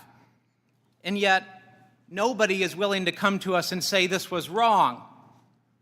This was a breach of security and we won't do it again. It is outrageous and it is a leadership failure, and that's why Secretary Hegseth, who undoubtedly transmitted classified, sensitive operational information via this chain, must resign immediately. There can be no fixes, there can be no corrections until there is accountability, and I'm calling on the administration to move forward with accountability. I yield back. Gentleman yields. Gentleman from Texas, Mr. Crenshaw. Thank you, Mr. Chairman. Thank you all for being here. Good to see many of you again, and thank you for enduring 2 long days. I will note I always use fire emojis when I see terrorists getting killed. And I want to talk about cartels. This is a subject that is near and dear to my heart. I've been investigating it thoroughly for the last couple of years, and I'm glad to see that it's mentioned in all of your opening statements. I mentioned it at the very beginning of the threat assessment. There's a lot to work on here. One of our task force, we had a cartel task force in Congress. One of our key findings was that there needs to be a centralized, maybe call it authority or maybe call it office, maybe call it cartel czar within the administration that actually coordinates all the very different aspects of fighting this battle. Has anything like that been talked about? I'll go to you, Ms. Director Gabbard. Thank you, Congressman. It's good to see you again. This is very much central to the conversations and planning and execution of the President's focus on targeting the cartels and the threats that they pose to the American people. Homeland Security task forces are being set up that include across the government integration. I can speak from my standpoint from the intelligence community, and our National Counterterrorism Center is leaning heavily forward into gathering and consolidating and integrating the intelligence that comes from DEA and others who've been working this issue for a while to make it so that it can be shared and integrated through the federal, state, and local law enforcement equities who are going after this problem. Yeah, we'll talk a lot more about that exact thing in closed session, but at a higher level, our recommendation is there needs to be someone at a much higher level that coordinates state, DOD, CIA, FBI, Homeland. It's a massive problem, one I'm all too familiar with. Director Patel, the FBI is tasked with working foreign corruption charges. In the past administration, the FBI told me they actually don't focus on Mexico very much. Because, now in their defense, they say the reason is because they won't get anything out of it, because they don't have a cooperative government to work with. I think a lot has changed. Do I have your commitment that we will at least start following up on those, because the judiciary system in Mexico is a key component in our failures to address the cartels? You do, Congressman. Apologies for not getting back to you sooner. You're good. I appreciate it. I also want to ask you that the FBI has disrupted an alarming number of terrorist attacks in the last year, last 2 years. Great on the FBI for doing that. I don't think many Americans realize how good the FBI has been at this. But this also gets to the conversation earlier about FISA 702. One of the main arguments I wanted to argue with my colleagues on this was when you have a warrant process for the query, what you will fail to do is connect the dots between the domestic and the international threat, and those connections are there, as we see all the time. Would you agree with that? That we need to maintain that process in a responsible way, of course. I do, sir. I appreciate that. Director Gabbard, in my remaining time, I want to ask you, because of my, and this may go to our General Kruse as well. Because of my work on energy and commerce, we have an issue there with broadband spectrum auctions, and of course this affects our intelligence community in a very large way, and our DoD.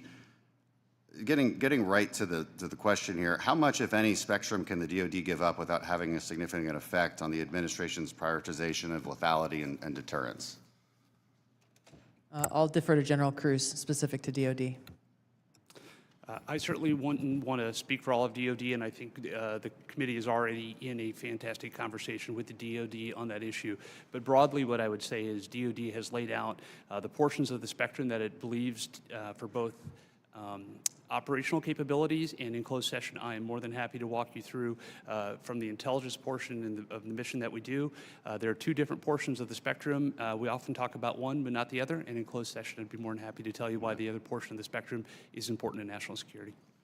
Sure, and the details are obviously classified, but we can talk about X and S spectrums and get a better idea for the public about, because the public would benefit from telecom having the ability to use some of these. When we look at 5G networks, 6G networks, so it's a conversation that we need to have and a much longer time to do so, which I've run out of. So I yield back. Thank you. Gentleman yields. Dr. Barra. Thank you, Mr. Chairman.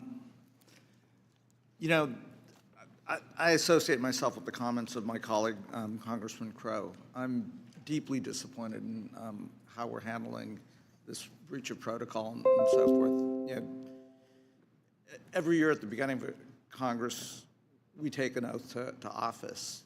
You know, this is an awesome responsibility to be a member of Congress, to protect our country. We have no greater responsibility than to protect our homeland. And, you know, when I walk into this committee and the honor of being on this committee, I don't see Democrats and Republicans. I see folks that every day want to do the same thing.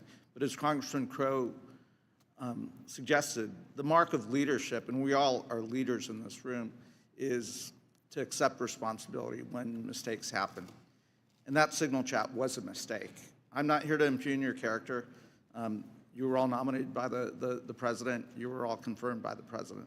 But we have an awesome responsibility and incredible responsibility to the American people. And then given that we are the United States of America, we have a responsibility to the world. And this really was a breach of protocol. I'll take you at your word that we are going to do a full investigation of it. Our responsibility as oversight is to understand this breach, understand who leaked information, how that happened, and then hold those responsible. You know, I 100% agree with the chairman in his opening statement. He said, where trust is breached, those responsible need to be held accountable. So do I have, you know, Director Gabbard, we served together, we came into Congress together. Do I have your word, when this investigation is fully completed, we will get the full breadth of the investigation? Thank you, Congressman. That would be my intent. I will caveat that by saying that this is being conducted by the National Security Council. I've not gotten any indication that they would try to withhold that, but I can't speak for them. Okay. I also, you know, I see way too much politics when it comes to our national security and our national defense. We've got to keep politics out of this. We're not Democrats or Republicans.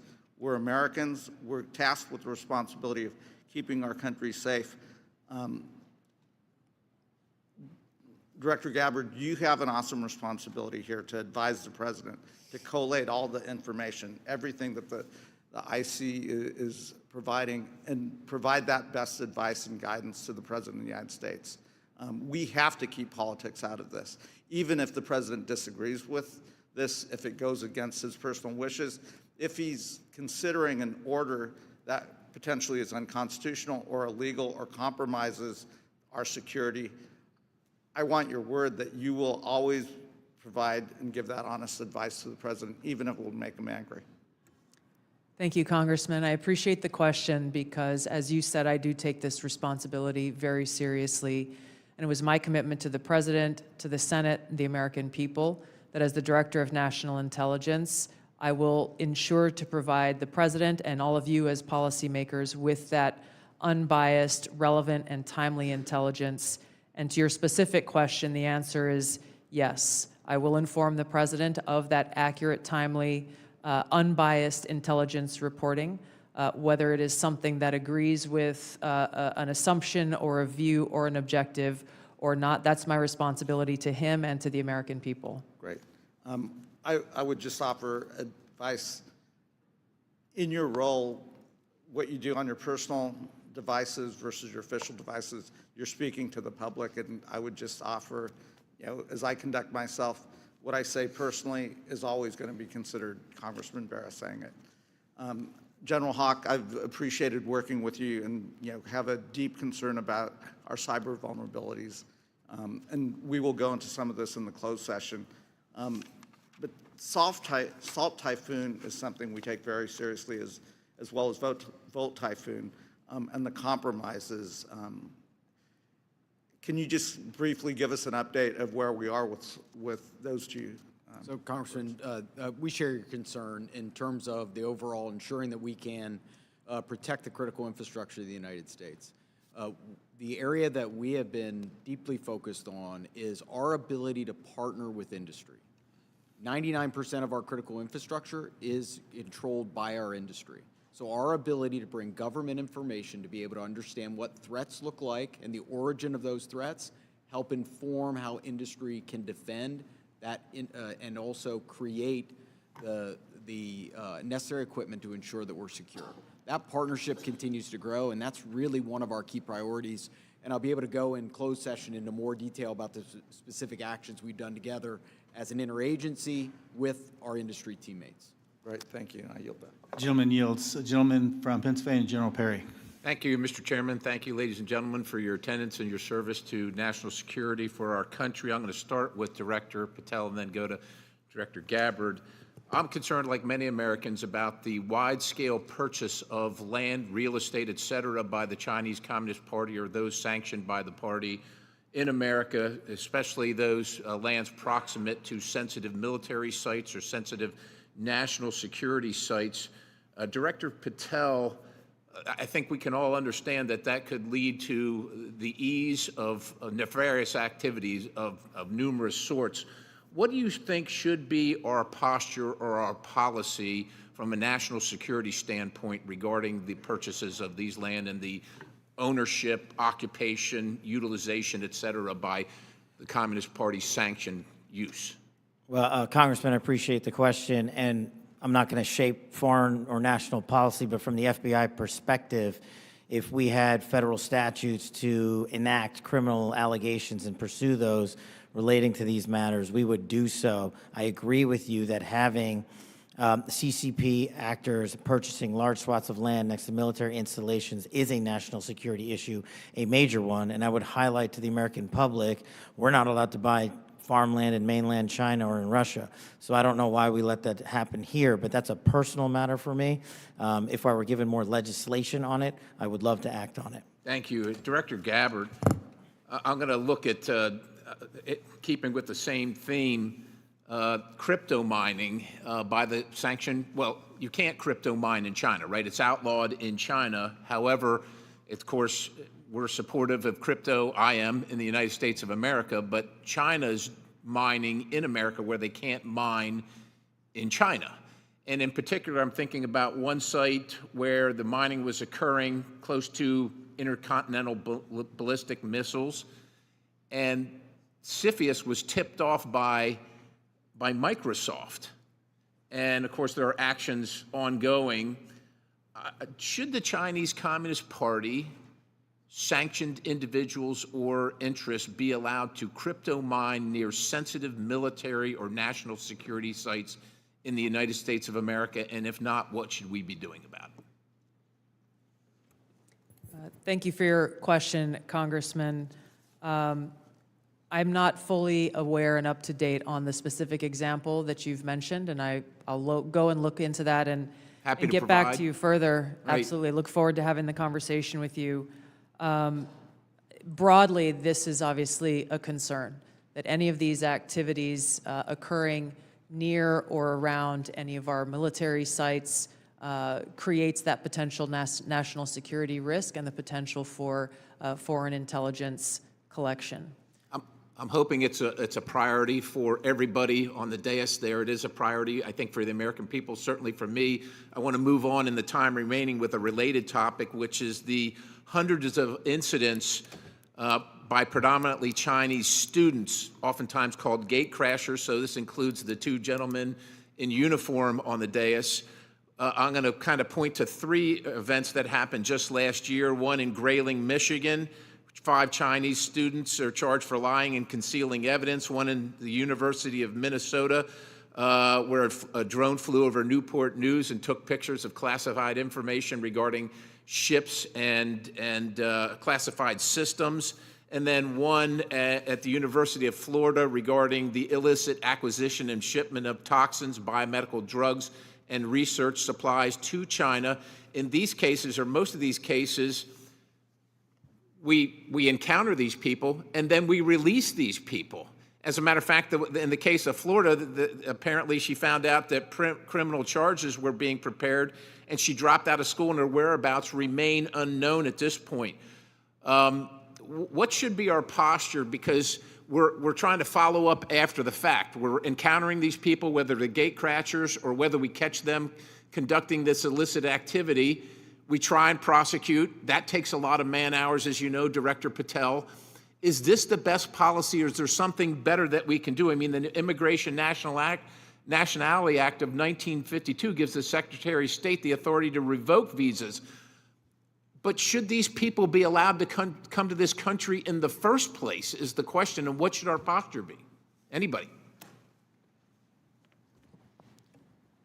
In terms of the visa issue, I know that the administration is working on a policy, but to directly answer your question, anybody who utilizes the student visa program to come to this country to conduct criminal activity should never be allowed in this country. And anyone that's doing it here in the United States of America from an FBI standpoint will be vigorously investigated and will use the expulsion or criminal process on them.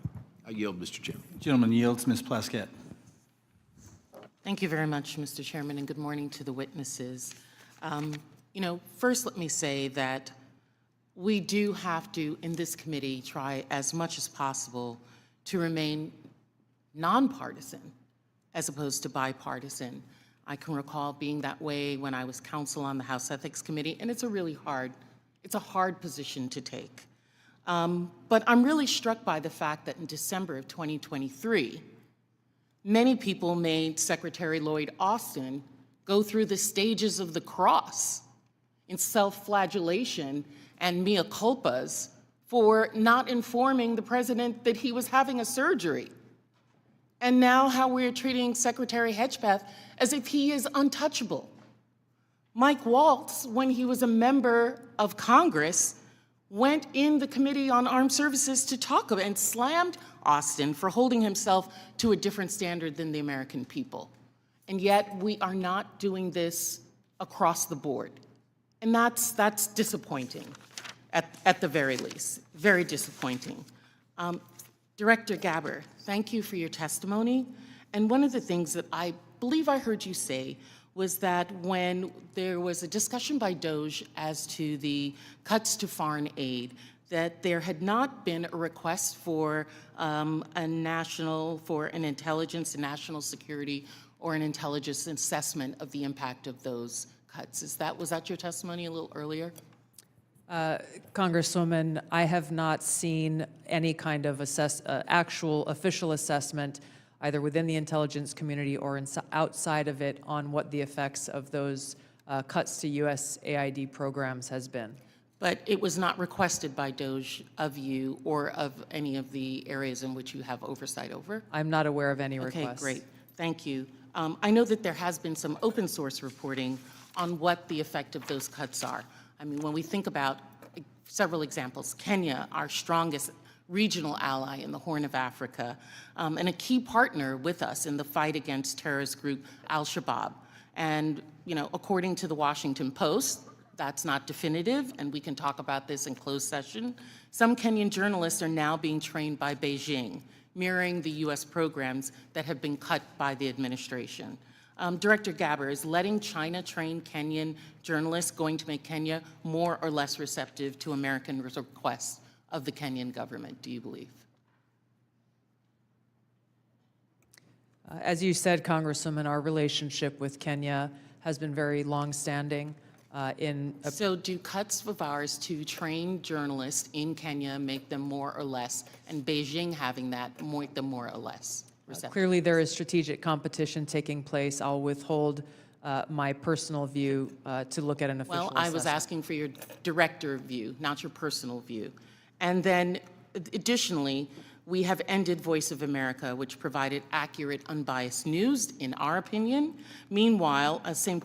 Petersburg University has announced that it's opened 11 Russian language centers across Africa that pay special attention to the promotion of traditional Russian spiritual and moral values. Director Gabbard, is Russia a friend or a foe? Are they our friend or our adversary? They are an adversary. Thank you. I believe that this reckless cuts make terrorism and our influence in Africa, which is on the front lines of terrorism, a real threat to us, and we need to be careful of it. Director Patel, one of the benefits of being here kind of in the middle is I get to hear other people's testimony and the questions that are asked. I know that Mr. Carson asked you questions specifically about the Counterterrorism Division. And we know that there has been some open source reporting that says that individuals within that division have been removed. or been moved, not necessarily fired, but moved. Do you know if that is correct? I don't have any personal information on that, but people within the CTD component, which is a large component of the FBI, move all the time. And have they been moved? Are you able to get that information to us, whether they have or have not been moved? I'll go back to my team and see who has been moved. If you have a particular interest, we'll share it with you. Of course, we have an interest in counterterrorism division and movement of individuals within that. Because one of the other things I'm concerned about is you have stated, I believe in other areas, that the disbandment of certain sections of the FBI related to intel and breaking up components. Can you explain to us how you intend to do that, or what you would like to do and why? My intention is to reprioritize counterintelligence authorities and cyber capabilities to focus on violent crime and national security, and that's what I'm doing. The gentlewoman's time has expired. Thank you. The gentlewoman from Missouri, Madam Ambassador, Ms. Wagner. I thank you, Mr. Chairman. I thank all of you for being here and for your continued service to our country. Director Ratcliffe, you have repeatedly stated that China is our top national security threat, and I agree. What was the biggest gap in intelligence collection toward China during the previous administration? Good to see you, Congresswoman. I think our collection against China as a hard target in the prior administration was lacking in several areas. I would say primarily in human collection and also with regard to the processing of open source information relating to China. I think part of that relates, Congresswoman, to the policies of the prior administration about treating China as a pacing competitor, I think was the word, as opposed to an adversary. So one of the things in my focus as CIA director, which carried over from my time as DNI, in seeing all of our intelligence, seeing that China is our greatest geopolitical threat, Yes. and focusing the CIA specifically more directly in all areas of our collection on China as a hard target. Well, and I'm grateful to hear you say the words open source. So as I hope that all of you may be aware, I am honored to be the chair of the new Open Source Intelligence Subcommittee for HPSI. It is the first time this committee has focused specifically on an intelligence discipline, I'll say. We established this subcommittee because private companies, researchers, and most importantly, foreign adversaries, as we speak, are taking full advantage of the explosion of commercially available information.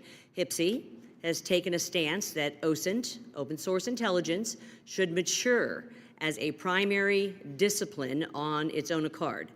Director Ratcliffe, your agency kind of produces the lion's share, I'd say, of OSINT. Do you agree, sir, that open source intelligence should mature to be a primary discipline? Absolutely agree. So as you know well, Congresswoman, the CIA is the functional manager for OSINT, just as we are the functional manager for HUMINT across the IC. And OSINT, open source intelligence, reaches, frankly, policymakers as the most cited material in the President's daily brief as part of a long list of tailored production that we do. By a large percentage. But also, as you know, and as you've pointed out, Congressman, until recently, one of the greatest weaknesses with regard to OSINT was that the collection was so large that it was daunting for use by mission partners across the IC. So the CIA's open source enterprise pioneered the use of AI to triage that collection as it comes in. And what that allows us to do is to summarize collection from over 225 languages into English and to put that in the hands of policymakers, again, showing that the CIA is focused on using technology to tackle some of the challenges to intelligence collection. There is so much innovation in technology in this, and the investments being made across the IC to purchase data, but it appears to be in silos, to be perfectly honest, and lacking maybe an integrated approach I believe that that is because there frankly is no clear lead for OSINT in the IC. And as part of my oversight responsibilities, I plan to review the various ways in which the intelligence community buys commercially available information to determine if there is a more efficient, cost-effective approach, especially when it comes to the taxpayer's expense. Director Gabbard and then Director Ratcliffe, can you, and in my brief time, quickly share your thoughts on which agency should be the primary organization to manage OSINT and why? Thank you, Congressman, and thank you for your leadership in this area. I look forward to following up with you in detail, but the Office of Director of National Intelligence is tackling exactly the problem that you've identified, that we have multiple elements across the intelligence community essentially wasting taxpayer dollars by contracting separately to get after the same collection of OSINT and commercially available intelligence. So this is something we're actively working on and look forward to working with you. And do you agree with Director Ratcliffe that this should be a key discipline? Yes, I do. Thank you. My time's expired, Mr. Chairman. I yield back. The gentleman yields. Mr. Gomez. Thank you, Mr. Chairman. So I want to make a few things clear before we move on to other questions regarding the Signal chat. Director Gabbard, yesterday before the Senate Intelligence Committee, specifically when answering Senator Kelly, you repeatedly said you did not recall any discussion in the Houthi PC small group discussing operational details, strike targets, the type of vehicles and military units involved, or the timing and order of strikes.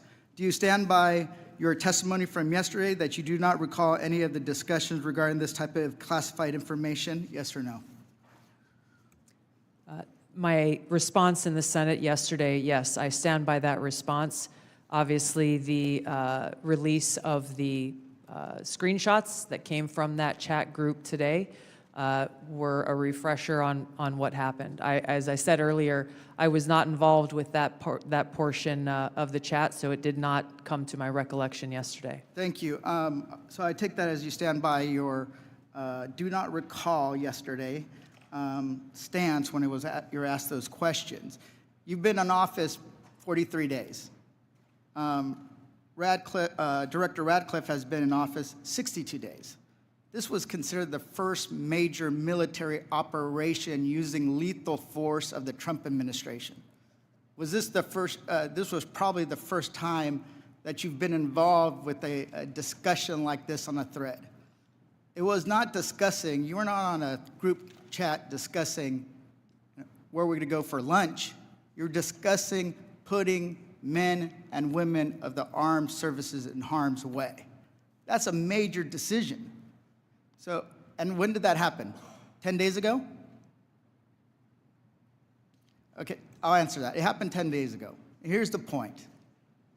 Like something of this magnitude, it's something that you would not forget. It's something that most people, if you're taking this job so seriously, that you would not forget. I mean, since I've been on this committee, there's been days that I have woken up in the middle of the night from the things I've learned in SCIF. So deciding to use military force is something hard to imagine. So the do not recall doesn't pass the smell test. It makes it's unbelievable that was the case. So that's what the American people don't understand. And I know a lot of folks in this administration were saying that they're gonna take on the establishment and drain the swamp, but you have become that swamp in a matter of days, not weeks or months, days. So one of the things we're gonna look into is what actually occurred, because the American people deserve a full accounting. Additionally, the main person who was involved in this thread that a lot of people want to talk to is Secretary of Defense Haugh. And a lot of questions were brought up regarding his drinking habits in his confirmation hearing. To your knowledge, do you know whether Pete Haugh had been drinking before he leaked classified information? I don't have any knowledge of Secretary Hagh's personal habits. Director Ratcliffe, same question. Yes or no? You know, no, I'm going to answer that. I think that's an offensive line of questioning. The answer is no. I find it interesting that you Hey, want to. I yield No, back. I'm This is going to my answer. time. You asked me a Director, question. You want an director. answer? No, listen, You it's don't a want yes to or no. focus on the good work that the CIA is doing, that the intelligence community. Director, You I want to talk reclaim my about- time. Director, I reclaim my time. Here, I have huge respect for the CIA, huge respect for our men and women in uniform. But this was a question that's on the top of minds of every American, right? He stood in front of a podium in Europe holding a drink. So of course, we want to know if his performance is compromised. If people were asking if the General Austin was compromised because of a heart issue, Was his performance compromised because of a successful I yield strike? back, Mr. I bring my You want to I know? reclaim my You want time. to talk about I accepting reclaim my responsibility? time. Do you think you I should reclaim accept my time, Mr. responsibility Chairman. for a successful Let me ask strike to make Americans safer? I You want to reclaim my focus time. on. I reclaim my time. So here's the thing. This is serious. As somebody, we've been briefed in this committee about using Signal. One of the things they basically said, the most secure phone call, the least secure text messaging. And we know that your people are Russians, Chinese are on your phone. Gentleman's time's expired. Gentleman from Virginia, Mr. Klein. Thank you, Mr. Chairman. I'm going to give the director the ability to respond without being interrupted by his questioner. I appreciate that, Congressman. I guess, you know, just a general reflection here again that for the last 2 days, members of the intelligence community have been asking questions about a Signal messaging group and not asking questions from Democrats either in the Senate or the House on China, Russia, Iran, and the real threats that are going on to the United States. And you can say that you care about the good work that agencies are doing like the CIA and that you care about 140 stars on the wall, but no one's asked me about my second day on the job here, where I lit the fuse that led to a foreign government participating with us to capture one of the senior planners of the Abbey Gate bombing that killed 13 Americans. And in the process, we worked with a government that previously hadn't, that hadn't cooperated with us on counterterrorism matters. Or the fact no one has focused on that within an hour of that taking place, I was on the phone with Director Patel, and a few hours later with Attorney General Bondi, working together, the IC and the FBI working together to bring this person home in less than a week. Unprecedented success for the intelligence community and the law enforcement community. Exactly representative of the kind of work that we should be doing and the kind of work that an oversight committee should be asking about. But instead, we're getting questions about whether or not someone has drinking habits. And, you know, I just wish in an annual threats hearing where the American people want to hear about threats, that's what we would be talking about. Thanks for the opportunity to clarify. Absolutely, Director. I want to thank you and all the people who work with you and all the witnesses and the men and women, the brave men and women who are putting their lives on the line each and every day for this country. And to the military as well, we are grateful and we recognize the sacrifice and dedication. Director Ratcliffe, you talked about China being our top national security threat, and I want to go to what really is the most active and persistent threat. It's related to cyber. It's related to the People's Republic of China cyber activities, Volt Typhoon, Flax Typhoon, Salt Typhoon, targeting U.S. critical infrastructure, targeting critical infrastructure overseas, compromising U.S. telecommunication companies, and I want to ask Director Gabbard, there are also regular compromises of government networks in the defense intelligence space. The Chinese are acting with impunity and targeting the United States. Clearly, the last administration had no effective deterrent strategy. Considering a whole-of-government approach to leverage legal export control, trade, and other levers, is there more that the U.S. can be doing to deter China's cyber aggression? Thank you, Congressman, for your question. In short, the answer is yes. Much of that relies on our intergovernmental planning and operations, but also very closely integrating with our private sector partners. This is essential for us to be able to harden our own cyber infrastructure, our own critical infrastructure, and to look at what our capabilities, both defensive and offensive, are and how those should be used. If I may, Congressman, I'd just like to address Congressman Gomez's maligning of my reputation and not giving me the opportunity even to respond to his accusations. What occurred in that Signal chat was an update to National Security Cabinet members that was also issued around the same time as updates to our foreign partners and allies in the region.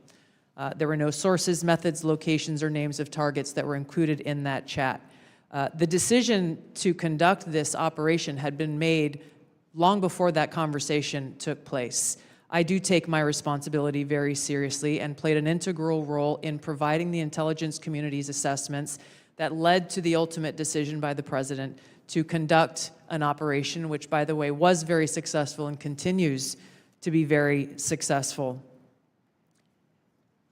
I was traveling at the time, and I was not playing a very specific role, as these chats reflect, in much of the conversation that took place there.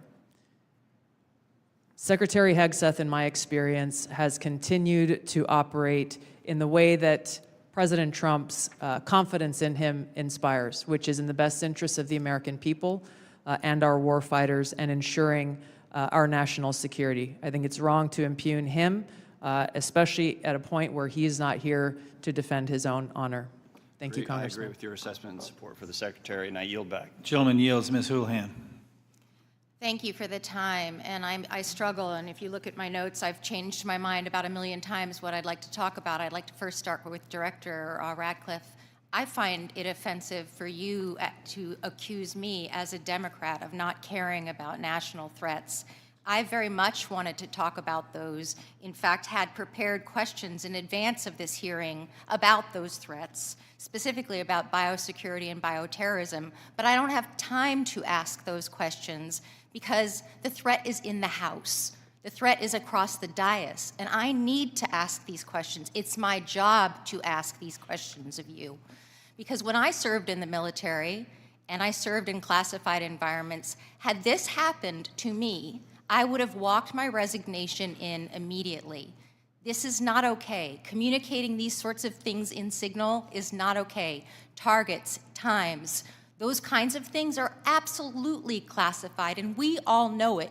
I know it, these people know it, you all know it. And the fact that we're having to have these conversations now means that I can't ask the questions that I need to ask about things like bioterrorism and biosecurity. And so I'd like to put you in check as well, sir, because you can't assume who I am any more than I can assume who you are, sir. I would like to move my questions, however, over to Director Gabbard, because you are the DNI. You do have an obligation and a responsibility. I'm going to speak to you specifically about the fact that you have spent much of your 40 days talking about the importance of making sure that we don't reveal classified information, making sure that we don't leak information. You're a former battalion commander in the Army. I don't think that you would have necessarily appreciated the kind of leaking of information that I believe absolutely did happen in this Signal channel and is worthy of a further investigation. In fact, this committee established something called 50 U.S.C. 3235A, and this committee, on a bipartisan, apartisan basis, requires you, the DNI, to swiftly notify Congress and the Intelligence Committee if you're aware of any sort of significant unauthorized disclosure or compromise of classified information, which I would argue this has all of the markings of being that. And so if you, as the DNI, see such a thing anywhere within your organization's purview, you have the obligation to begin an investigation to report back to us on that. Would this seem to qualify to you as something worthy of that investigation? Thank you for your question, Congresswoman. In this situation, Secretary Hegseth has the Yes or classification no? and You are the declassification DNI. authority over DOD information. This chat did not have the auspice of being a DOD chat. There's no such thing as labeling it as DOD. This was a chat amongst a great variety of people, and you, according to our law that we passed here bipartisanly, have an obligation when you think there has been a tangible, significant leak of information to instigate an investigation. Do you not think it's important to do such a thing? Well, the National Security Council is investigating no? this inadvertent leak. And again, I point to Secretary Hegseth as having the classification. I and would argue that classification Secretary authority. Hegseth, if he had the dignity that he needs to have, should be walking his resignation in, because I believe that his probably is heading toward being relieved of his duty based on what I think are significant and illegal leaks, most likely. I would like it if you would please commit to this organization that you will follow the law, and I would like it if you would also investigate what is likely to be more than just this chat. Because if there's one, there's more than one. If there's smoke, there's fire. Would you please obligate yourself and your organization to that investigation? Yeah, Congresswoman, yes, I will follow the law. Thank you. I appreciate that. And Director Patel, I learned just recently that you only heard about this yesterday, which blows my mind since I heard about it 2 days ago, and I'm just a low on the dais, junior chipmunk here. Did you really only hear about this yesterday? The exact timeline I'm not aware of, but yeah, I think it was yesterday or the night before. And now that another day has passed, do you Well, believe... actually, it was the night before the hearing. Now that another day has passed, do you believe that it's now time potentially for the FBI to open an investigation into this? I'm not going to comment on that.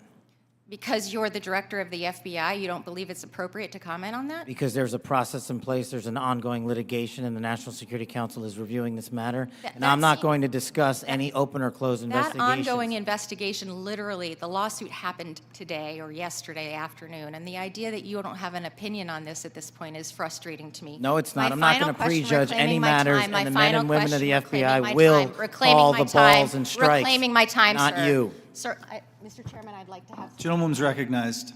You have Thank 4 you. seconds remaining. No, I have more than You have that 2 because seconds Mr. remaining. Patel would not acknowledge Gentlewoman's me. time has expired.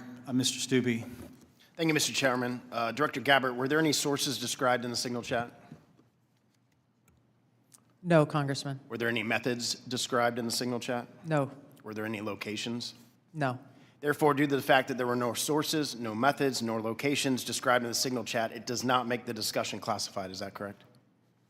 That is up to the Secretary of Defense determination. The Democrats are obviously making the assertions that what was in the signal chat was classified and claiming that Secretary Hegseth put this war plan out to the world, which he clearly did not. Were there any names in the signal chat? No. Any targets? No. Any locations? No. Was there a unit name or location of that unit? There was not. Were there any routes described in the signal chat? No. Wouldn't an operational plan contain that type of information? Every operational plan I've ever seen has contained that information. Thank you. Shifting to the real threats to America, the southern border. Due to the previous administration's open border policies, they allowed over 10 million illegals into our country.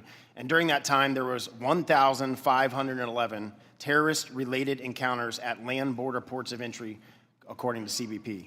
As someone who fought in the war on terror, I find this deeply offensive that the previous administration would sacrifice the security and safety of the American people in the manner in which they allowed terrorists, criminals, and rapists into our country. In your testimony, you state, and I quote, based on the latest reporting available for a year-long period ending October 2024, cartels were largely responsible for the deaths of more than 54,000 U.S. citizens from synthetic opioids. A lot of those citizens are from my home state of Florida. Cartels, narco-terrorists, and other violent transnational criminal organizations have violated the territorial integrity and sovereignty of the United States and have also fueled human trafficking and the opioid epidemic that many of my fellow Floridians have witnessed for far too long. I applaud President Trump and his swift decision to designate the narco-terrorists and Mexican cartels as foreign terrorist organizations, and I want to thank each of you for making this a priority to fight against Mexican cartels, traffickers, narco-terrorists that have been responsible for killing hundreds of thousands of Americans.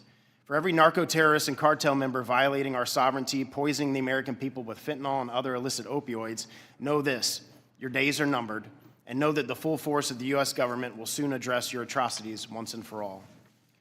Director Patel, it's no secret that there is a growing presence of Mexican cartels operating fentanyl synthesis labs just over our border. Just last year, the CBP estimates that more than 21,000 pounds of fentanyl was seized at our borders. That is enough to kill more than twice the population of the world, of our country. What actions are you taking to strengthen the FBI's fight against illicit fentanyl within our borders? Thank you, Congressman. It's good to see you. We have made it a priority at the FBI because fentanyl and illegal narcotics kill an American citizen every 7 minutes. That is a national security crisis, not just at the southern border, but at the northern border. And the Mexican cartels, along with their illicit partners in the CCP and other adversarial countries that are doing harm, are not just taking the fight down south, but they're bringing it up north. So we need to be more vigilant as to what's coming in through our northern border as well. Known and suspected terrorists are flowing in through our northern border more than they are our southern border, I would say, because of the successes we've had in closing the southern border. But when it comes to specifically to fentanyl, we are making, to date, since January 20th, 383 kilograms of seizures of illegal fentanyl, which is enough to kill 29 million Americans. And other than enhancing border security measures, what would be the most worthwhile action the United States could take to eliminate the cartels and stop the flow of illicit fentanyl? I got one answer for you. They're making the precursors in mainland China, and we don't have the authorities to go after that fight there, and we need to take it head on. Because without the chemicals and precursors, there is no fentanyl, and they are moving that material around the world and into the United States too freely. Director Gabbard, I'd like to reemphasize the threat that our adversaries are exploiting via fentanyl and other illicit drugs that are entering our country through the border and poisoning millions of Americans nationwide. It's essential that all components of our national security apparatus are united in their efforts to protect the American people and our communities from such harm. Is there any reason to believe that the Mexican government isn't doing enough to finally eradicate the cartels and other transnational criminal organizations operating just over the border? Congressman, I can only speak from my vantage point. As was stated previously by Director Ratcliffe, we have already been introduced to and begun collaborating with our counterparts in the Mexican government. Could there be more done? I would say absolutely yes. I know that the Trump administration across his cabinet are looking at opportunities to be able to do that. And Director Patel just hit on this with CCP and precursors, but to what extent have we seen other malicious actors worldwide partner with the cartels to infiltrate and target the United States? Related to the production of fentanyl. Yes, ma'am. India is one of those countries that is providing some of those precursor materials as well as equipment. Thank you for being here today. My time's expired. Gentleman yields. Mr. Quigley. Thank you, Mr. Chairman. And I know it's all us who are worried about this only, but apparently the Senate Armed Services Committee Chair and Ranking Member requested Inspector General report on this chat. So I'll tell you why more people are worried about this than you might think, and that's Director Gabbard, your position was created post 9/11 because of the horrible intel failure that took place there where we weren't sharing information. It wasn't adequately shared within the community and between our allies. We have to believe that our allies look at this as a colossal mistake and will at least hesitate to a certain extent, wanting to share sensitive information with us that keeps us safe because they're worried about their sources and methods as well. Wouldn't you be at least somewhat concerned that our allies would look at this and say, that wasn't the perfect way to communicate? Congressman, thank you for the question. If that information that was put out in the chat by the Secretary of Defense had included specific sources and methods and targets and names, then the answer would be yes, but that was not the case. Let me stop you there because there's such a limited time. Generals, look, you're here because you got tough spots, so I have to put you on the spots. You're passing information like this just within your agency, and you know that it's going to include, we are go for mission launch, Houthis, sea lanes, the information about the weapon systems. That gets to the Houthi military commanders. Doesn't it make you think they're at least going to say duck? Thank you for the opportunity to weigh in on the issue. Yes, if we were collecting this on our adversaries and we're able to get this information as was asked of General Haugh earlier, we would consider that classified, but it's classified under the collection piece. The data that we're talking about here is the operational data, not the intelligence data. Respectfully, sir, just because we have limited time. Secretaries. The Houthis military leader is going to duck when he hears this, or he's going to take some action, or he's going to try to shoot our planes down, right? If he has actionable intelligence, he will certainly use that. I'm talking about this intelligence. You don't think he can figure out? Houthis is mentioned a couple times, sea lanes. They show the weapon system. At least it's a credible warning to him. I would offer the Houthis' defensive position has been constant since the 15th of March. All right. General, I'll just take a whack at it. You're the Houthis' military leader. You get this information passed on to you. It doesn't make you at least take warning? I would, Congressman, I think from the Houthis' perspective, they do have air defense equipment, and they would be able to detect aircraft when they're entered into the Red Sea, and certainly when we have our intelligence aircraft operating over top their country. They'd be able to detect that activity. But being forewarned is extraordinarily important. I'll take another stab at it. If just language like this, in a different context, okay? But just within your department, sir, your people are passing this information. Do you advise them maybe they don't use Signal on this? Are there other forms? Obviously, they're going to be more secure. What I would offer is the data that we would be passing would be the full target packages and the full set of operational information. Okay, but even if it was just this, do you really want to give the possibilities that they could be breached, hacked, and they would get this information? Wouldn't you, even with just this, sir, respectfully, wouldn't you want to use a more secure means of communicating? I think what I would offer are two things, and hopefully they're helpful to you. One of them would be, in addition to that full package that we would talk about, when the Secretary extracted individual details from that and provided those on Signal, whether individually or in aggregate, that is his decision of what is classified and what is not from an operational aspect.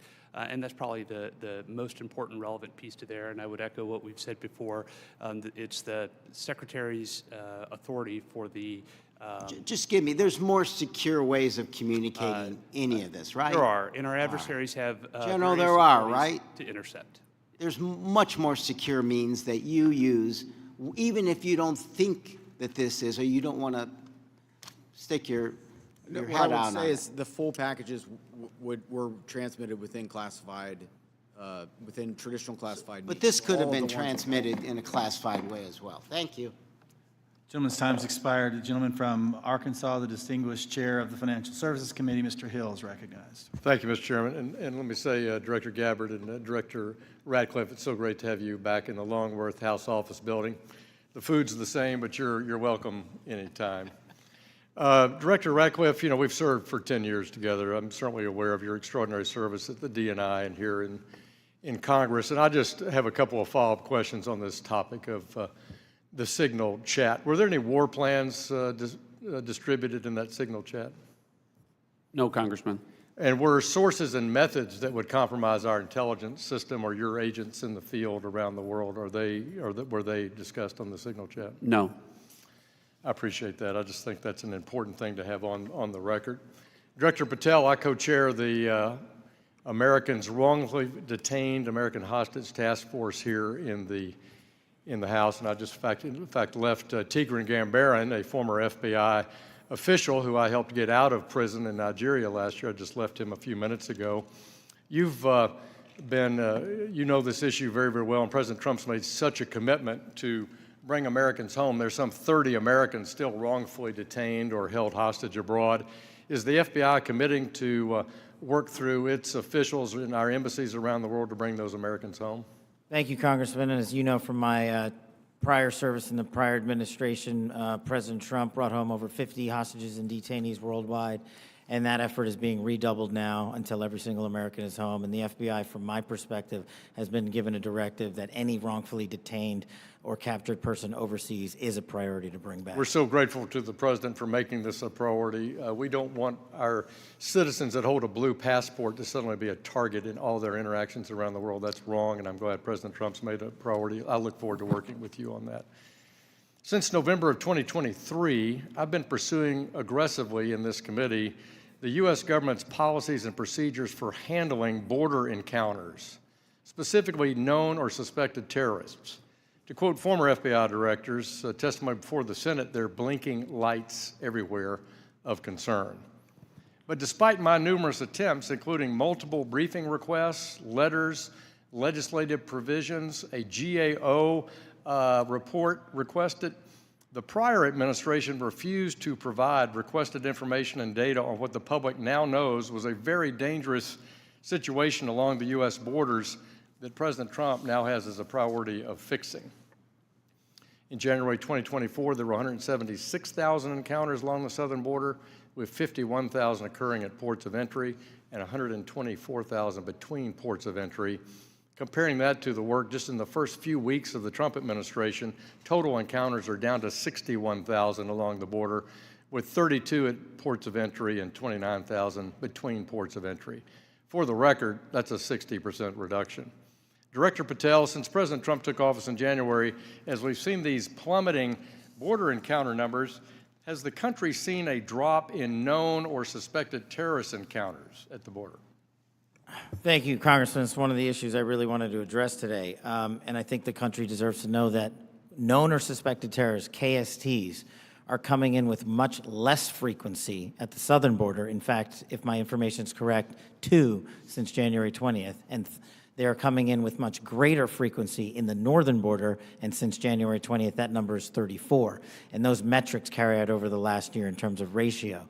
So what it tells me is that known or suspected terrorists, the individuals that want to do the most harm to this country, are utilizing the northern border, and we got to refocus assets up there. Yeah, which I think is good. And I'm glad the prior administration did declassify the ISIS arrests in Philadelphia and did declassify the a citizen that was coming across the northern border to do harm on Election Day. That's good, but we have much more to do. And Director Gabbard, I need your help working with your colleagues here. It's this idea of requesting coordination between Director Patel, Secretary Noem, and the committee with fused data on known or suspected terrorists. Whether it's TSA data, BPP data, FBI internal data, we want to have that coming to us. Where are these people? What's been done with them? What is the government's position on them? Will you commit to work with us as ODNI to get this information from across the government IC? Absolutely, Congressman. And as you know, our National Counterterrorism Center was really created to fulfill exactly that task, so that we're not dealing with multiple vetting systems that are coming up with different results, that we have this central vetting database to be able to identify those known or suspected terrorists who may be trying to come into our country, or who may be one of the tens of millions who illegally crossed into our border, may have come into our country during the last 4 years. We look forward to working with you. Thank you for your answers, and I yield back. Gentleman yields. Ms. Tinney. Thank you, Mr. Chairman, and thank you so much to all of you. There's so many great questions that I have to ask, but I want to start with Director Patel, and I just want to first, before I get into a couple issues, thank you so much for your outstanding service and your recognition and focus on the northern border. My entire district is the northern border of New York with Canada. I just want to first jump into this issue for, Hamas attacked October 7th. The world watched in horror. Designated a foreign terrorist organization in 1997, killed over 1,200 civilians, and including American citizens, and many remain hostages. Only slightly less disturbing, we had a myriad of seemingly coordinated pro-Hamas demonstrations that have taken place all over the United States, in my state of New York, on college campuses, in Washington, D.C., universities. Director Patel, does the FBI have any open investigations into the organization, the leadership, and the funding of these pro-Hamas demonstrations with students such as, and groups such as Students for Justice in Palestine? Thank you, ma'am. And I'm limited by what the Attorney General has already publicized, but as you know, there are open investigations based on what's been made public. Okay, has the FBI uncovered any evidence of foreign support for these Hamas demonstrations, including, other than Iran, any of these groups I might mention, like Students for Justice in Palestine, anything that's open source that we can talk about? That's still ongoing. Thank you. Director Gabbard, thank you so much for your service. It was great to serve with you in Congress as well, and work so much on wonderful veterans issues. My son's also a Marine major, and so we appreciate the service of everybody here. Let's keep in mind, obviously we're in open session. Do you have anything or ongoing intelligence to suggest there's foreign support from governments, non-government groups, and individuals that have helped these pro-Hamas demonstrations all across America, including on university campuses. Congresswoman, there are some assessments that reflect that, and we can talk about that in the closed session. Great, thank you so much. And now I want to get back to Kash, Director.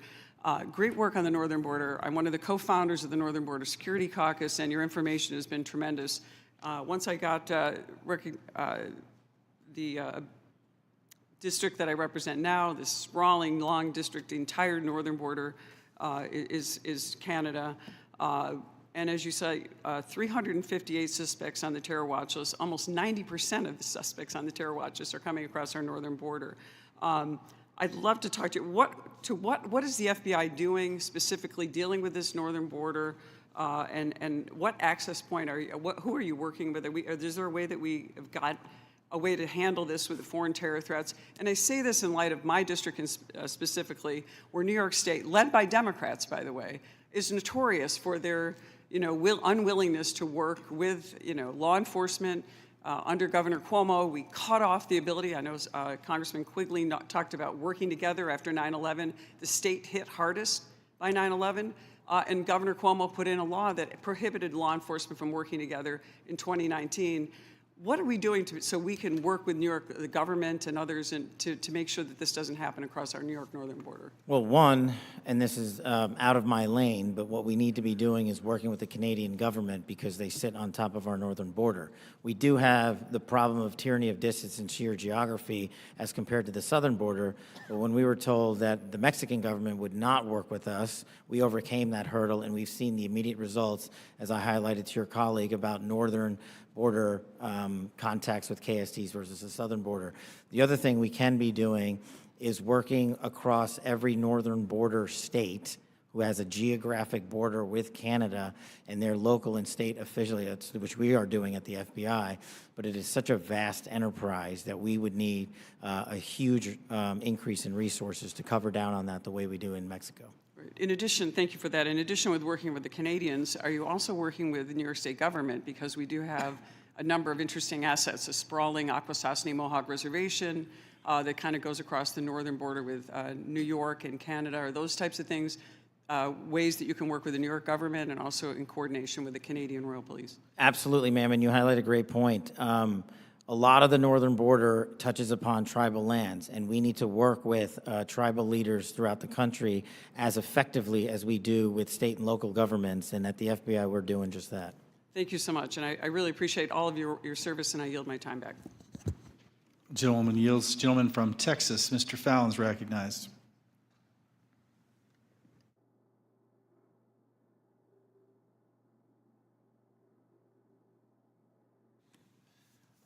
Thank you, Mr. Chairman. I appreciate it. Director Patel, many of us had grown, increasingly alarmed at the sheer number of foreign nationals we're seeing caught spying on our critical infrastructure or, near sensitive sites in the country. One example is a Chinese national who was flying a drone, allegedly flying a drone over Vandenberg and taking pictures of the base. He was arrested in the San Francisco airport not that long after.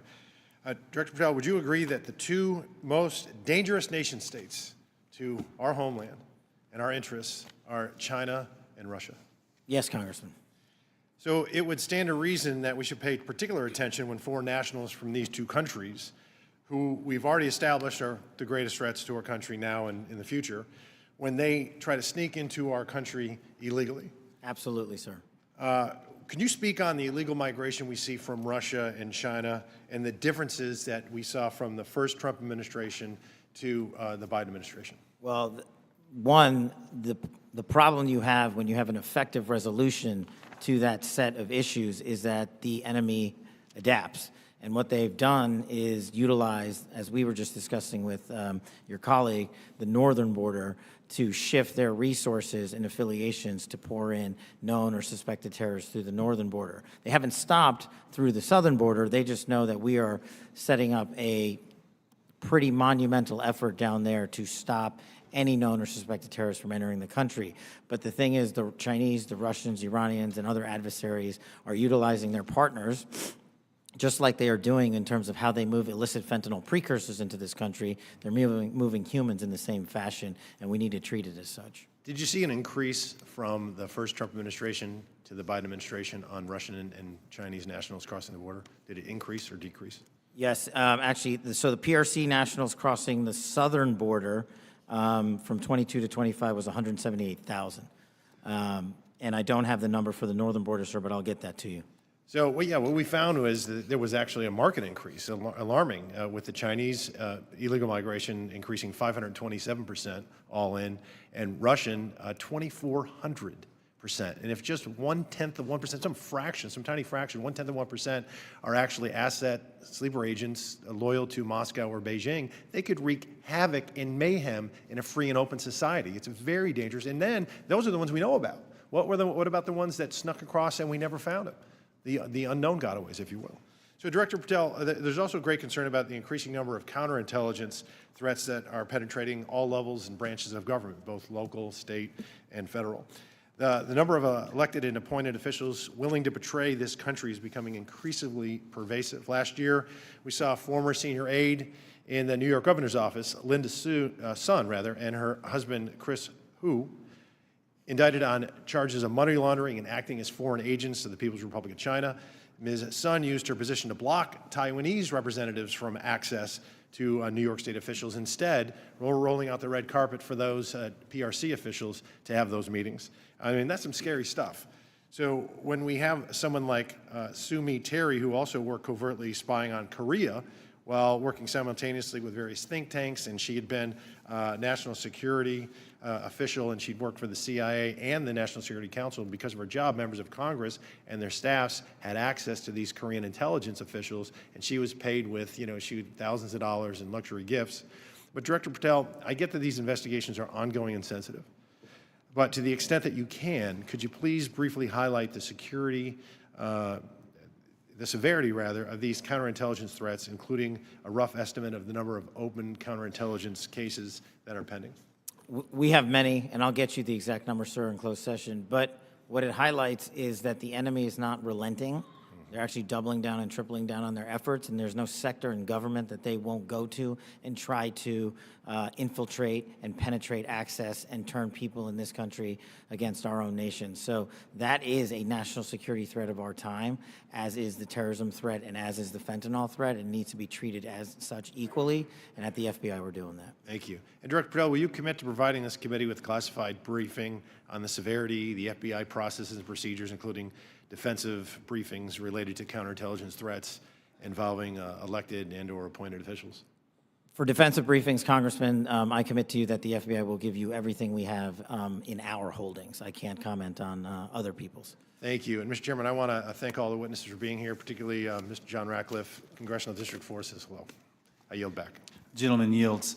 I just got notice that the baseball shooting report discussed by Vice Chairman Kelly earlier today has been delivered to our SCIF, and I appreciate, Director Patel, your responsiveness to that issue. Thank you so much for your commitment and the appropriate transparency demonstrated in that. We appreciate that very much.